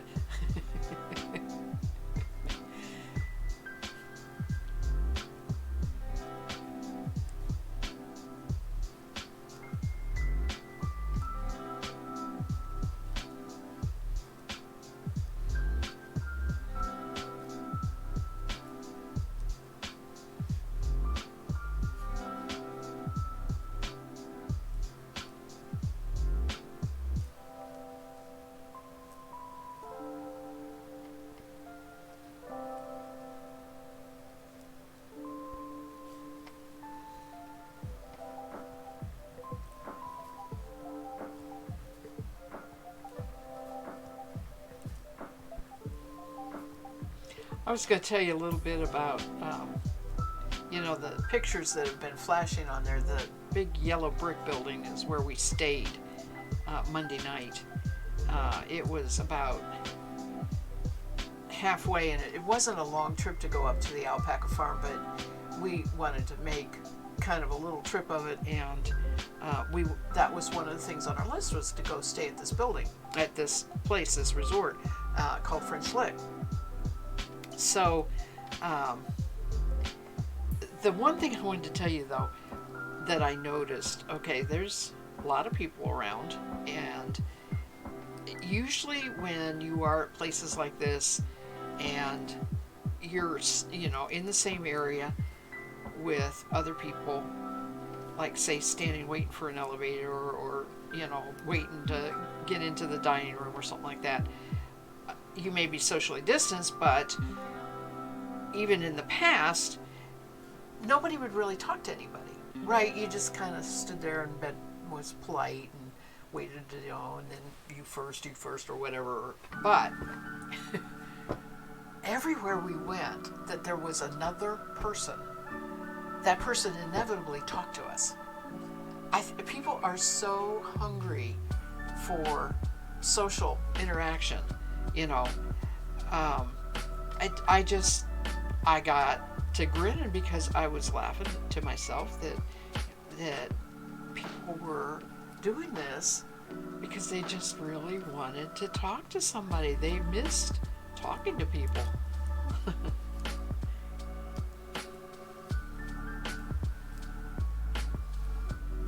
So the hotel room was huge, because that's the only way they made those rooms back in those days.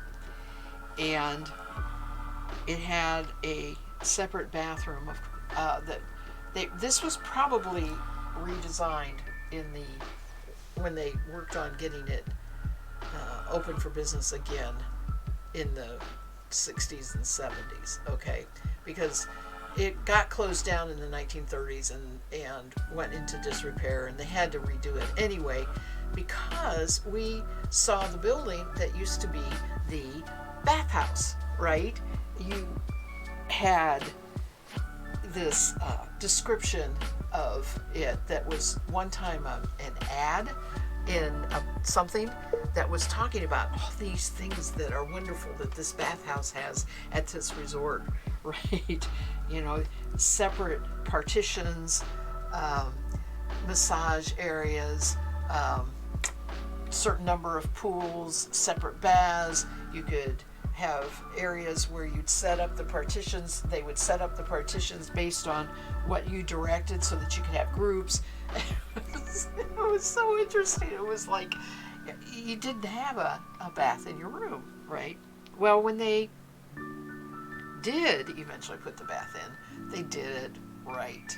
And it was really big and had the terrazzo tile, and then a window with frosted glass in a really pretty pattern, great big deep windowsills.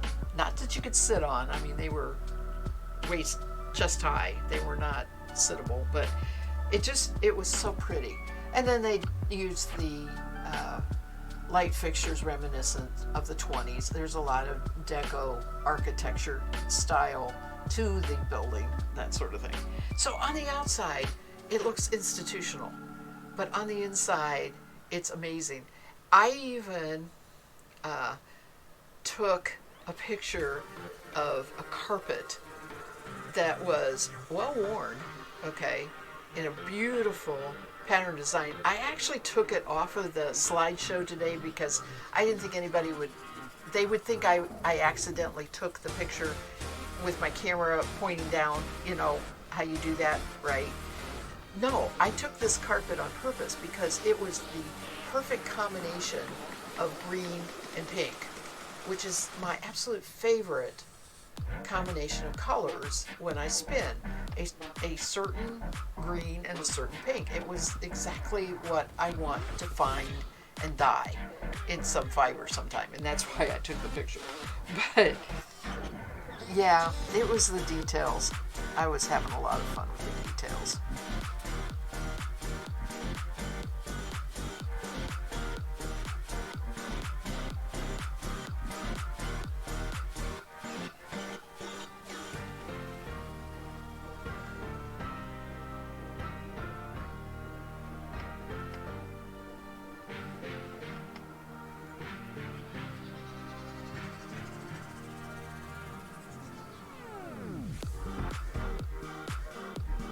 that's why I love my hubby. We do some fun things together, I'll tell you.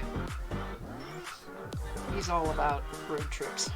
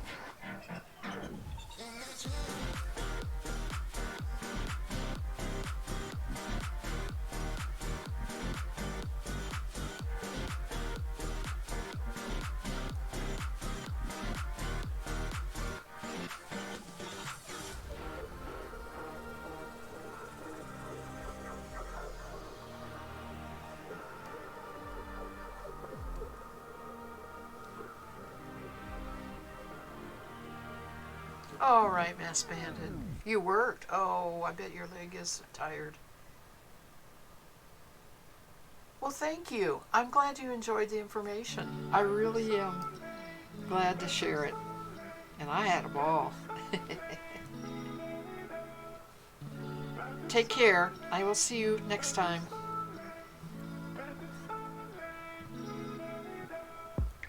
Uh-oh, I got off count here.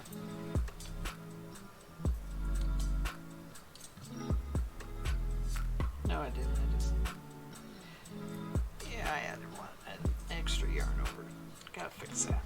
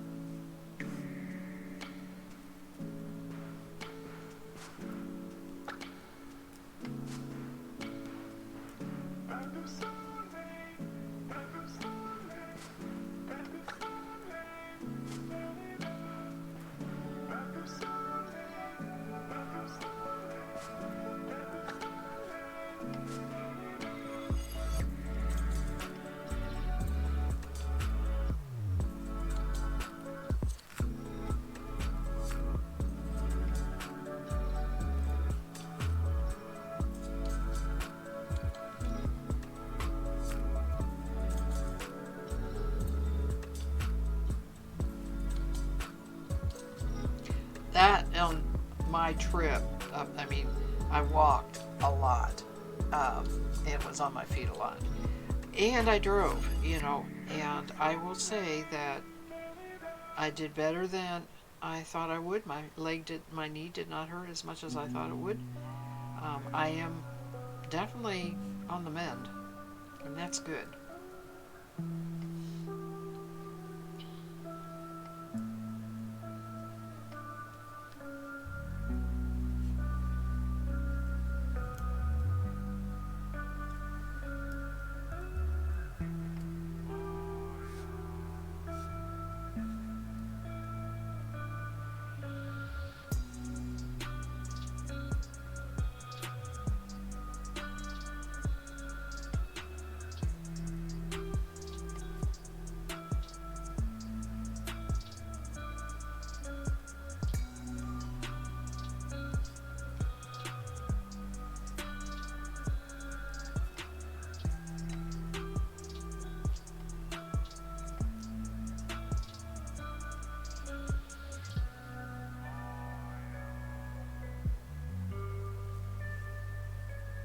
I was hoping I'd get to see a baby alpaca because she had mentioned that she had several pregnant ones.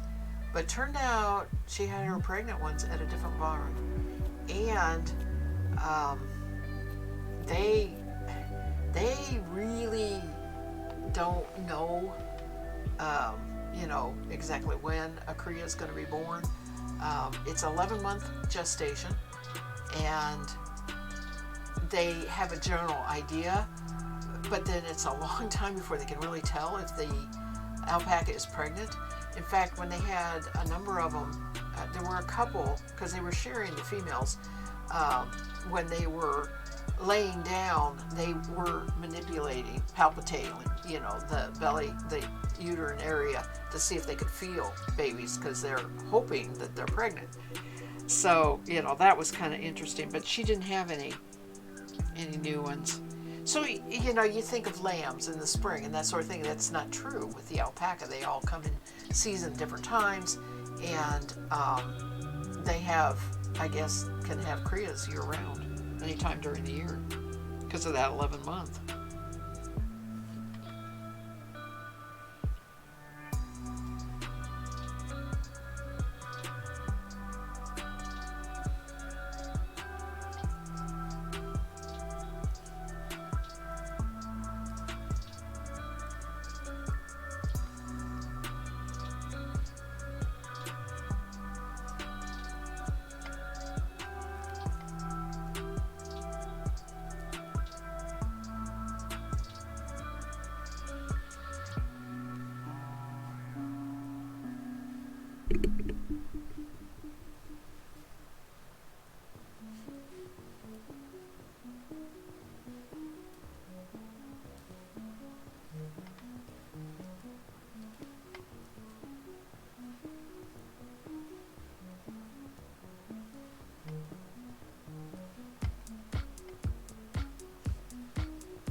No babies.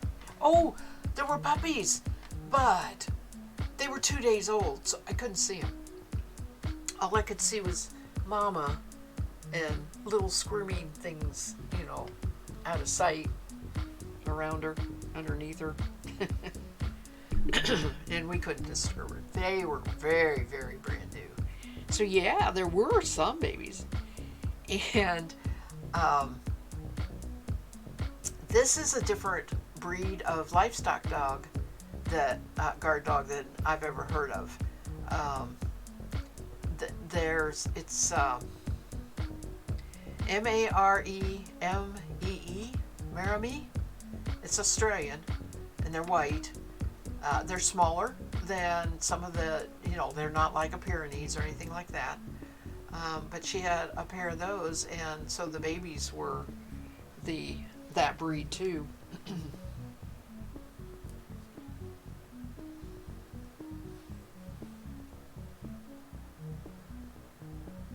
Oh my gosh!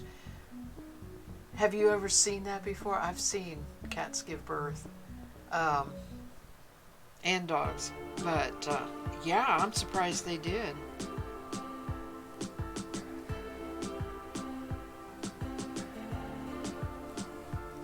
Of course, if it's your cat, that's pretty easy to do. If you can find them, they do tend to want to hide. It took them 2 days to find the dog where she hid to have her puppies. Oh my gosh, there were a lot there. I wonder how many there were. You couldn't count. There were a lot of little wiggles going on. And I also saw something that I've never seen. As many years as I've been around animals and country life and that sort of thing, she has a full-grown tom turkey. That's the domesticated turkey, not the wild turkey. And I should have remembered to tell Mass Bandit this, because I imagine she has seen wild turkeys. That was the biggest bird I've ever seen, and she told us he's a guard turkey too. He is definitely will go after things that don't seem right. She has chickens. She doesn't have any other turkeys, but she has chickens, and he's guarding the chickens basically. And he was big and beautiful in a kind of a ugly way. I mean, the feathers were gray and white, and along the feather shaft, along the shaft, there was gray and white. But the way they were on his body looked like they were just kind of stuck everywhere like quills. Now, I'm sure there's some formation that's really right for him, but it kind of looked like he had all these extra frills on him from the feathers. And of course, I wasn't going to get close enough to investigate how he was put together. And actually, before we went, she warned us by email not to wear anything red, because he will go after red. And I thought, well, that's kind of weird. I wonder why he goes after red. But then I noticed on him, the full-grown male turkey has a red wattle way down his chest. I mean, a long red wattle. And I think that's what it is. They look for that as a sign that there's another male around, and they'll go after it. So none of us wore red.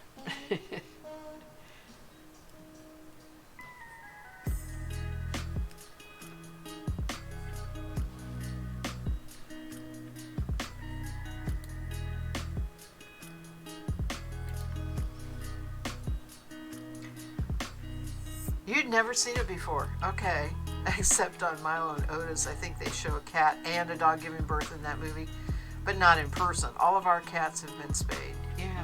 Yeah, it's kind of a messy business.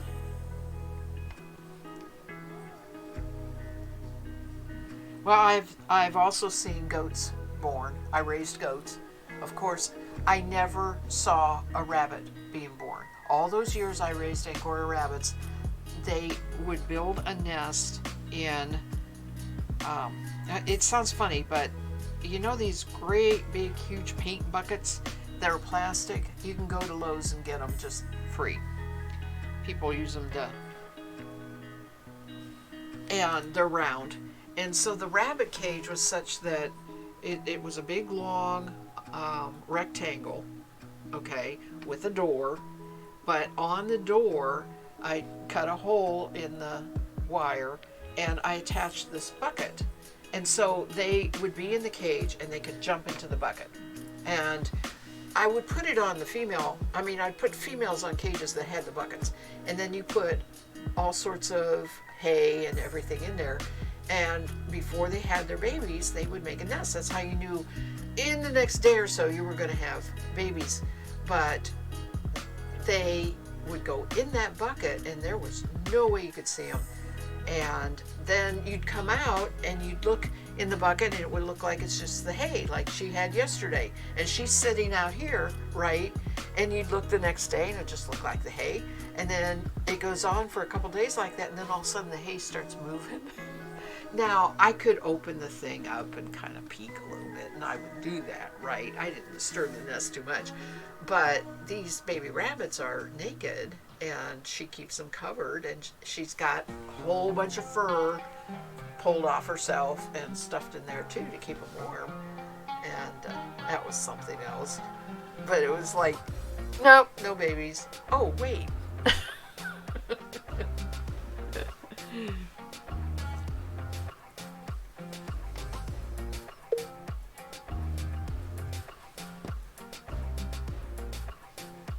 All right, I am going to do 3 more rows, and then I'm going to call it a night here. That'll get me to the end of a section of a pattern, because we're losing our viewers. Well, hello, I just said that. You recognize that dome? You know West Baden? That's West Baden. How are you, Carolyn? Carolyn's mom. How are you? It's good to see you. You missed all the great conversation. I've been talking about it.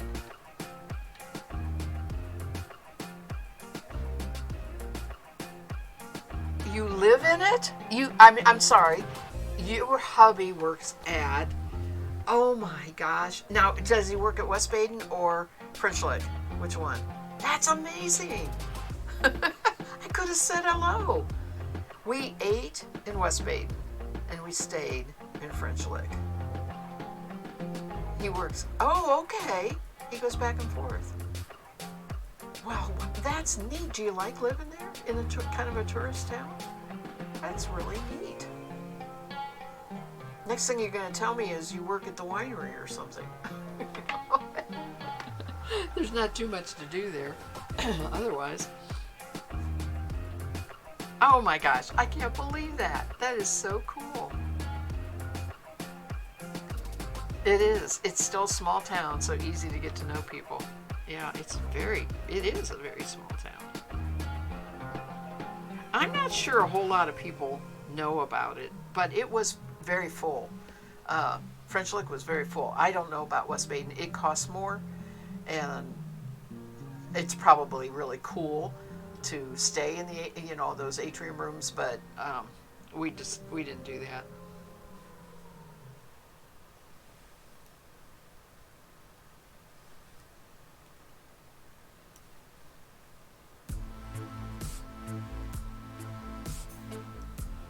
That is just small world, huh?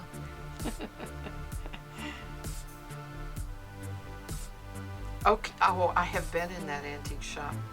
If I had known that, I would have stopped by and said hello. I can't believe that. We'll have to arrange that sometime. That is amazing.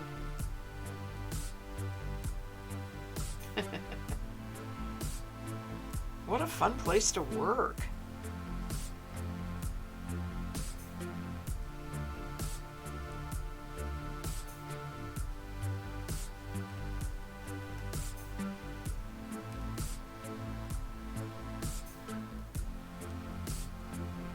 We got there about 3 o'clock and it was raining too, unfortunately, on Monday. This past weekend they had the circus day to support the museum. Wait a minute, I gotta back up here. Hubby gave me a tour once of the presidential suite at West Baden. It's bigger than our house. I didn't know they had one. Oh wow. This past weekend, they had the circus day to support the museum. We were there on Monday and Tuesday. So, it seemed crowded, but it was for a Monday. But maybe people were just staying over.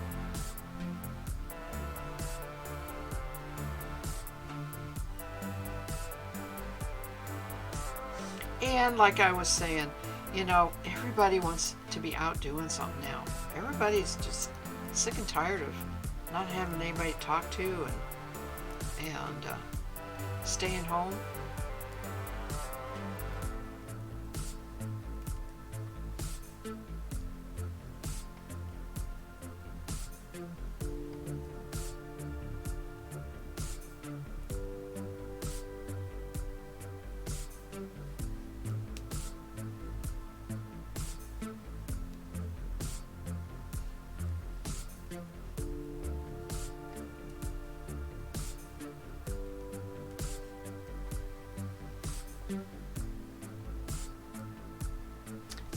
Yeah, I wouldn't be surprised. 2009, yeah.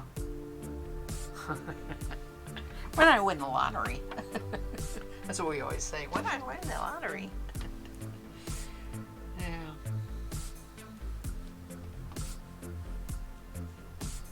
Oh, I'm so glad you stopped by and could tell me that. That was really fun.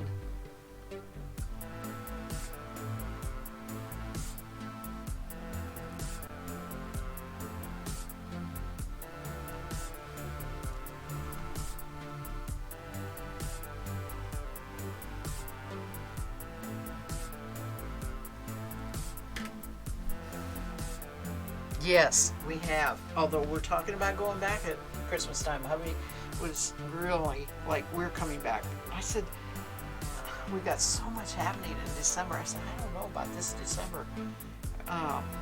Because we are going on a cruise and I got to get Christmas ready. There's a lot going on already. So I said, not sure it's going to happen this year, but we've been there once. It is, I don't know what they're going to do, how much, if they're going to keep this social distancing. You know, they've taken so much out of that atrium. I like it. I like the way it's uncluttered and not crowded and everything, but you can't deal with a lot of people, and if they keep getting more and more people, they're going to have more tables and chairs and everything.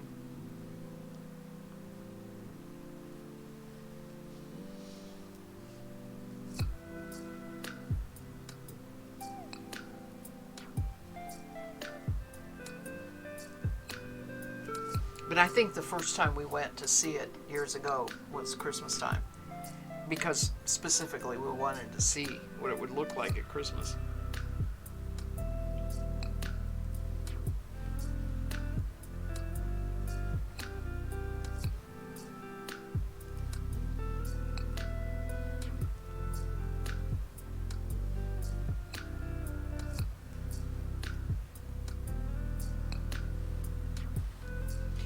Your husband gets to put up the giant glitter ornaments that hang from the balconies.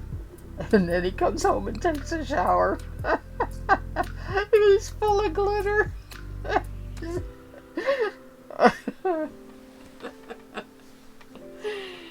Oh my goodness. Oh, I can't wait to tell my husband this stuff. He's just gonna, well, did you ask her this? Did you ask her this? You know. No, I didn't think of it.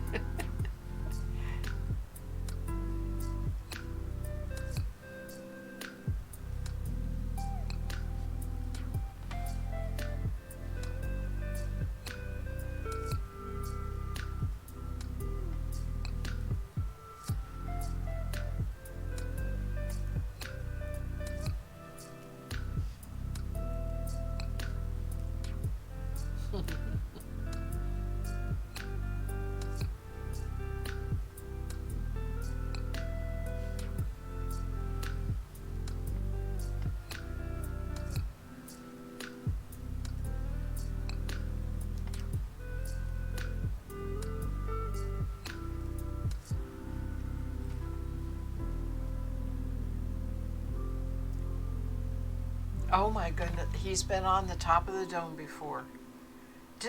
I mean, okay, they have to have almost like a forklift or something, right? Someone has to change the light bulbs.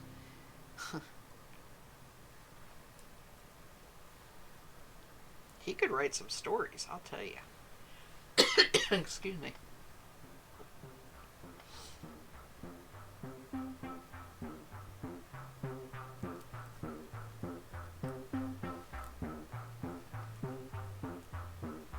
He must have worked there a while.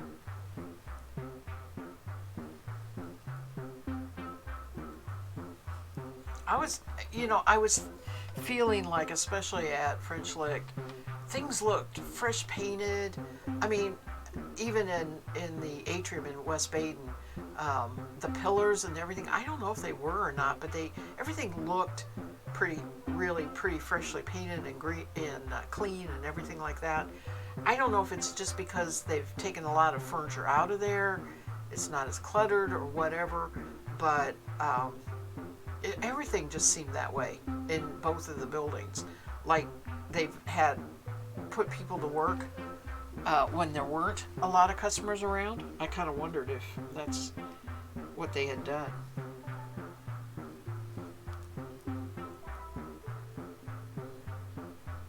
I suppose that there was a time when it was completely shut down and nobody was really working, but like most businesses at the beginning of the pandemic.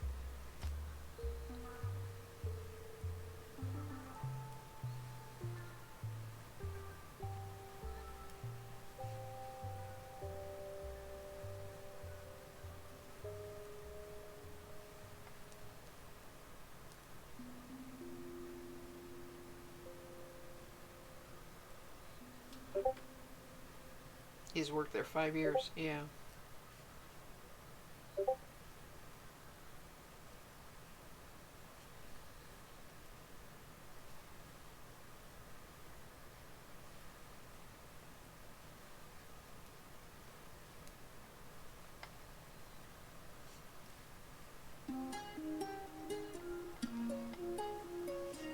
They didn't call your husband back until August last year, I think. Oh, yeah. So he had about 6 months not working.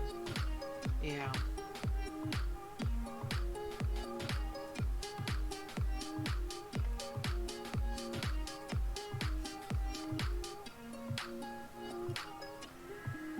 That's rough.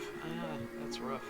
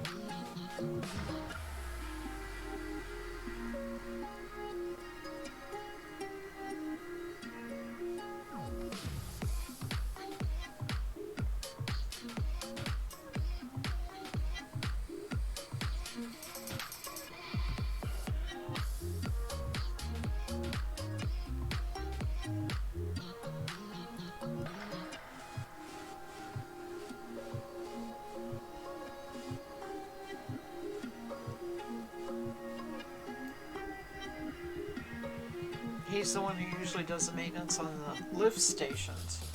Yeah, or the sewage and stuff. Yeah, I'm sure they all have. Yeah, see, that's the thing. They can't just close a building down. That's why I was wondering if they still had people working. Any more than you can close a house up, you know. It needs heat and things working. Especially, of course, it was March. Most of the winter was over. Or April. I forget when they officially shut everything down. At least it was sort of spring.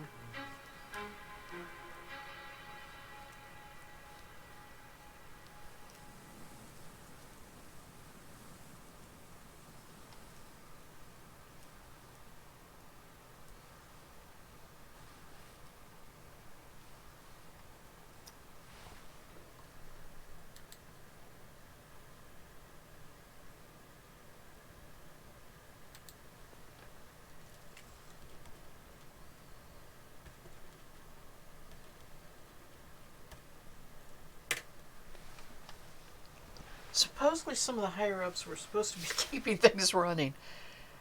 Yeah, but some were not so good at building maintenance. That's a little scary, isn't it? Oh my goodness.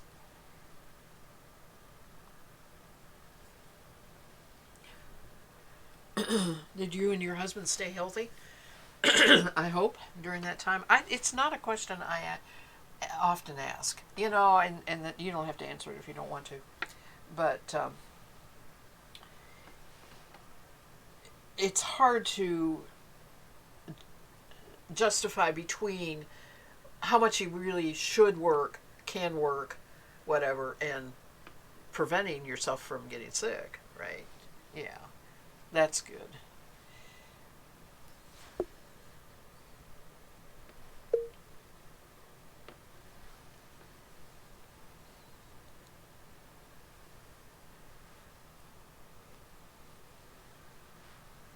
I have 2 more rows to do, and then I'm going to call it a day. I am getting very tired. It's been a long day. It's been a long week so far.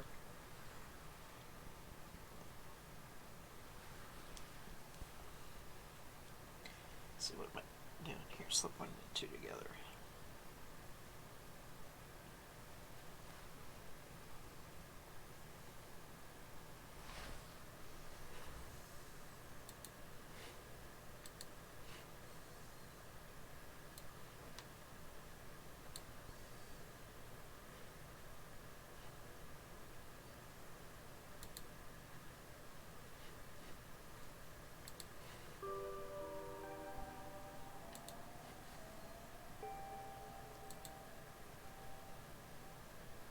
you worked, we reopened in May, and it's retail, so odd.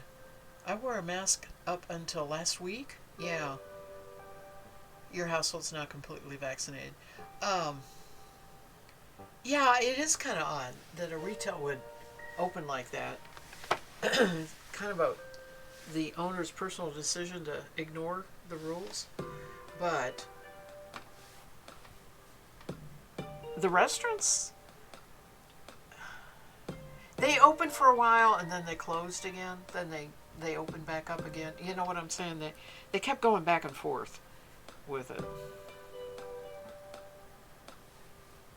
As far as here, around here.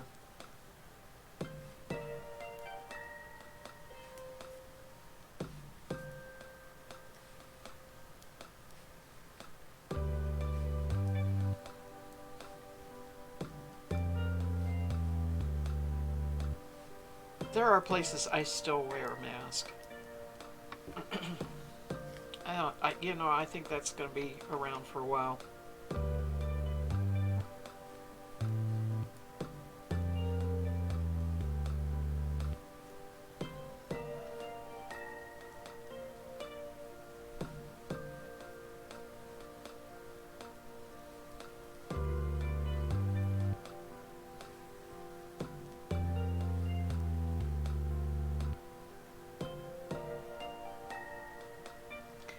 They reopened and stayed open, but they waffled on how many tables were usable. Yeah, this distancing. Right. Yeah, right. Yeah. Sockwizer says you wear a mask indoors except in your own house or when you're eating, but I don't wear it outdoors very much anymore. We don't either. Like, I didn't wear it at the farm, That just didn't seem necessary. We weren't all that close to anybody anyway. We were everywhere.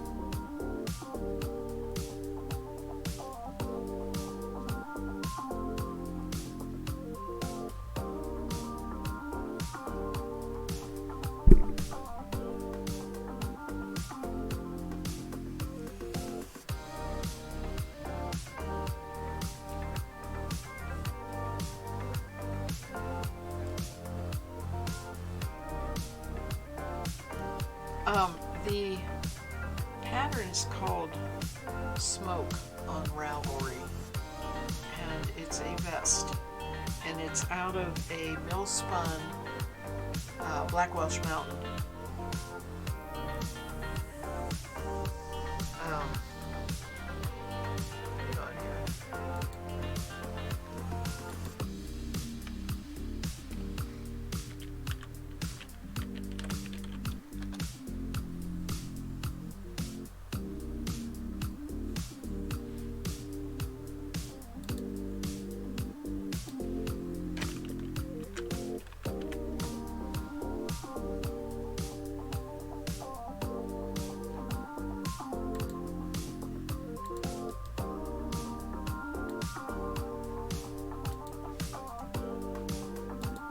If you can do Ravelry, this is the link to the pattern.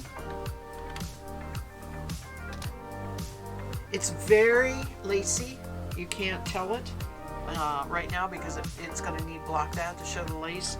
And it's very boxy and definitely made to wear over something, which is why I chose the pattern, because the Black Welsh Mountain is not next to Skin Soft.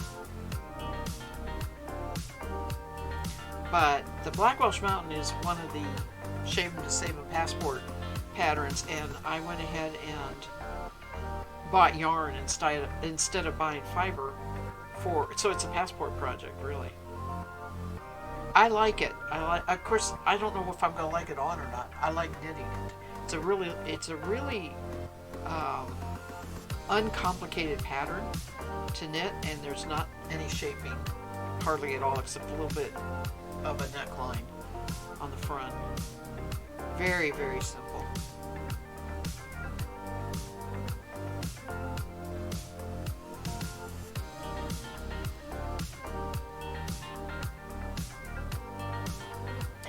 I have the back done, this is the front. And this ball of yarn is 500 yards, and the 500 yards does I had another ball for the back, and this should do the front. Each 500 yards is doing a piece, and then I just have to sew it together.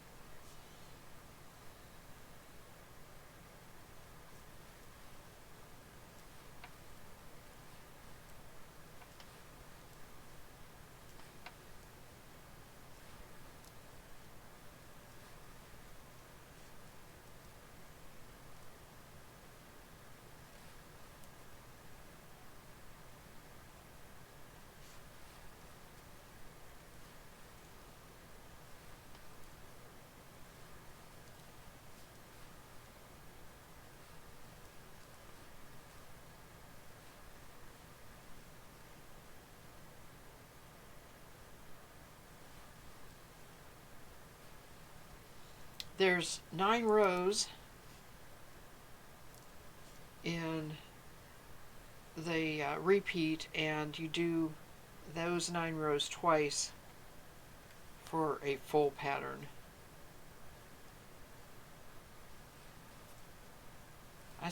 I don't have it memorized. I still use my Knit Companion to check what I'm doing each row, but there's 12 stitches, and so I have markers every 12 stitches because the pattern for that row is done as a 12 stitch repeat all across the row.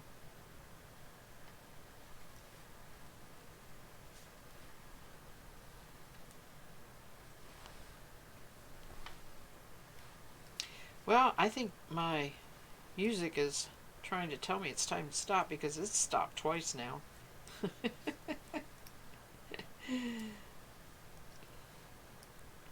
I keep going, and maybe you know what? I took it off because I went to Ravelry. That's why. That was my fault for doing that. Okay. It doesn't like to share web pages.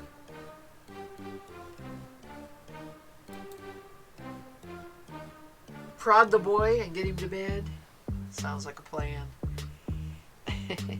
I'm so glad you stopped by. Thank you. It was great to find that little factoid out about you and your husband. That was just really small world and fun.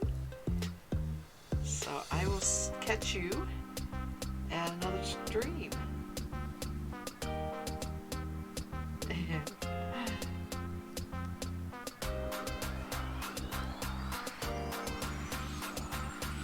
Have a good night.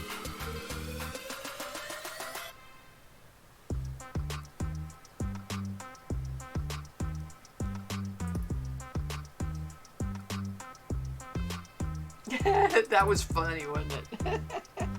It's like, I don't know her, but sure is nice to know where she lives.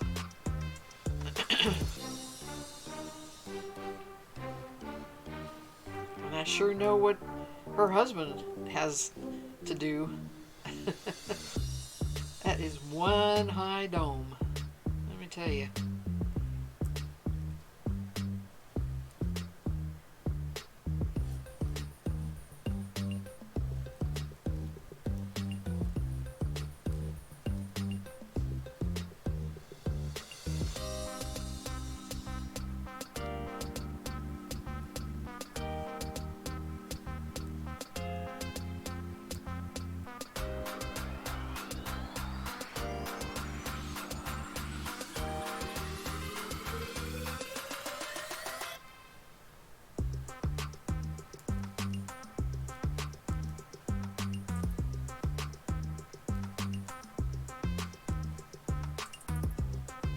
he like he likes to say he plunges toilets and changes light bulbs.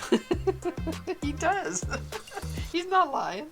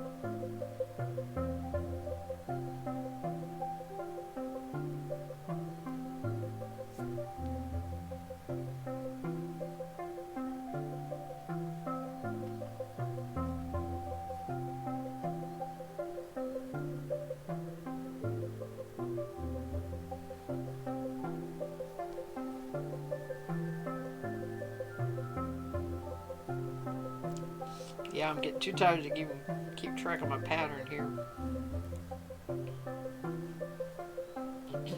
Simple as it is.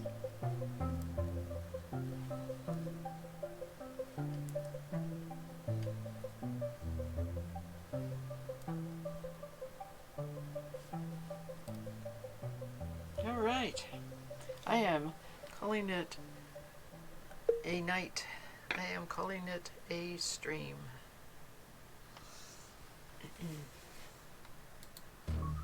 Thank you.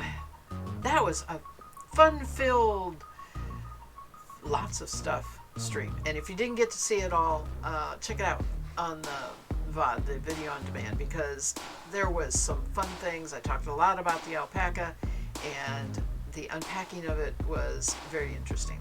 So, until later, y'all, happy spinning.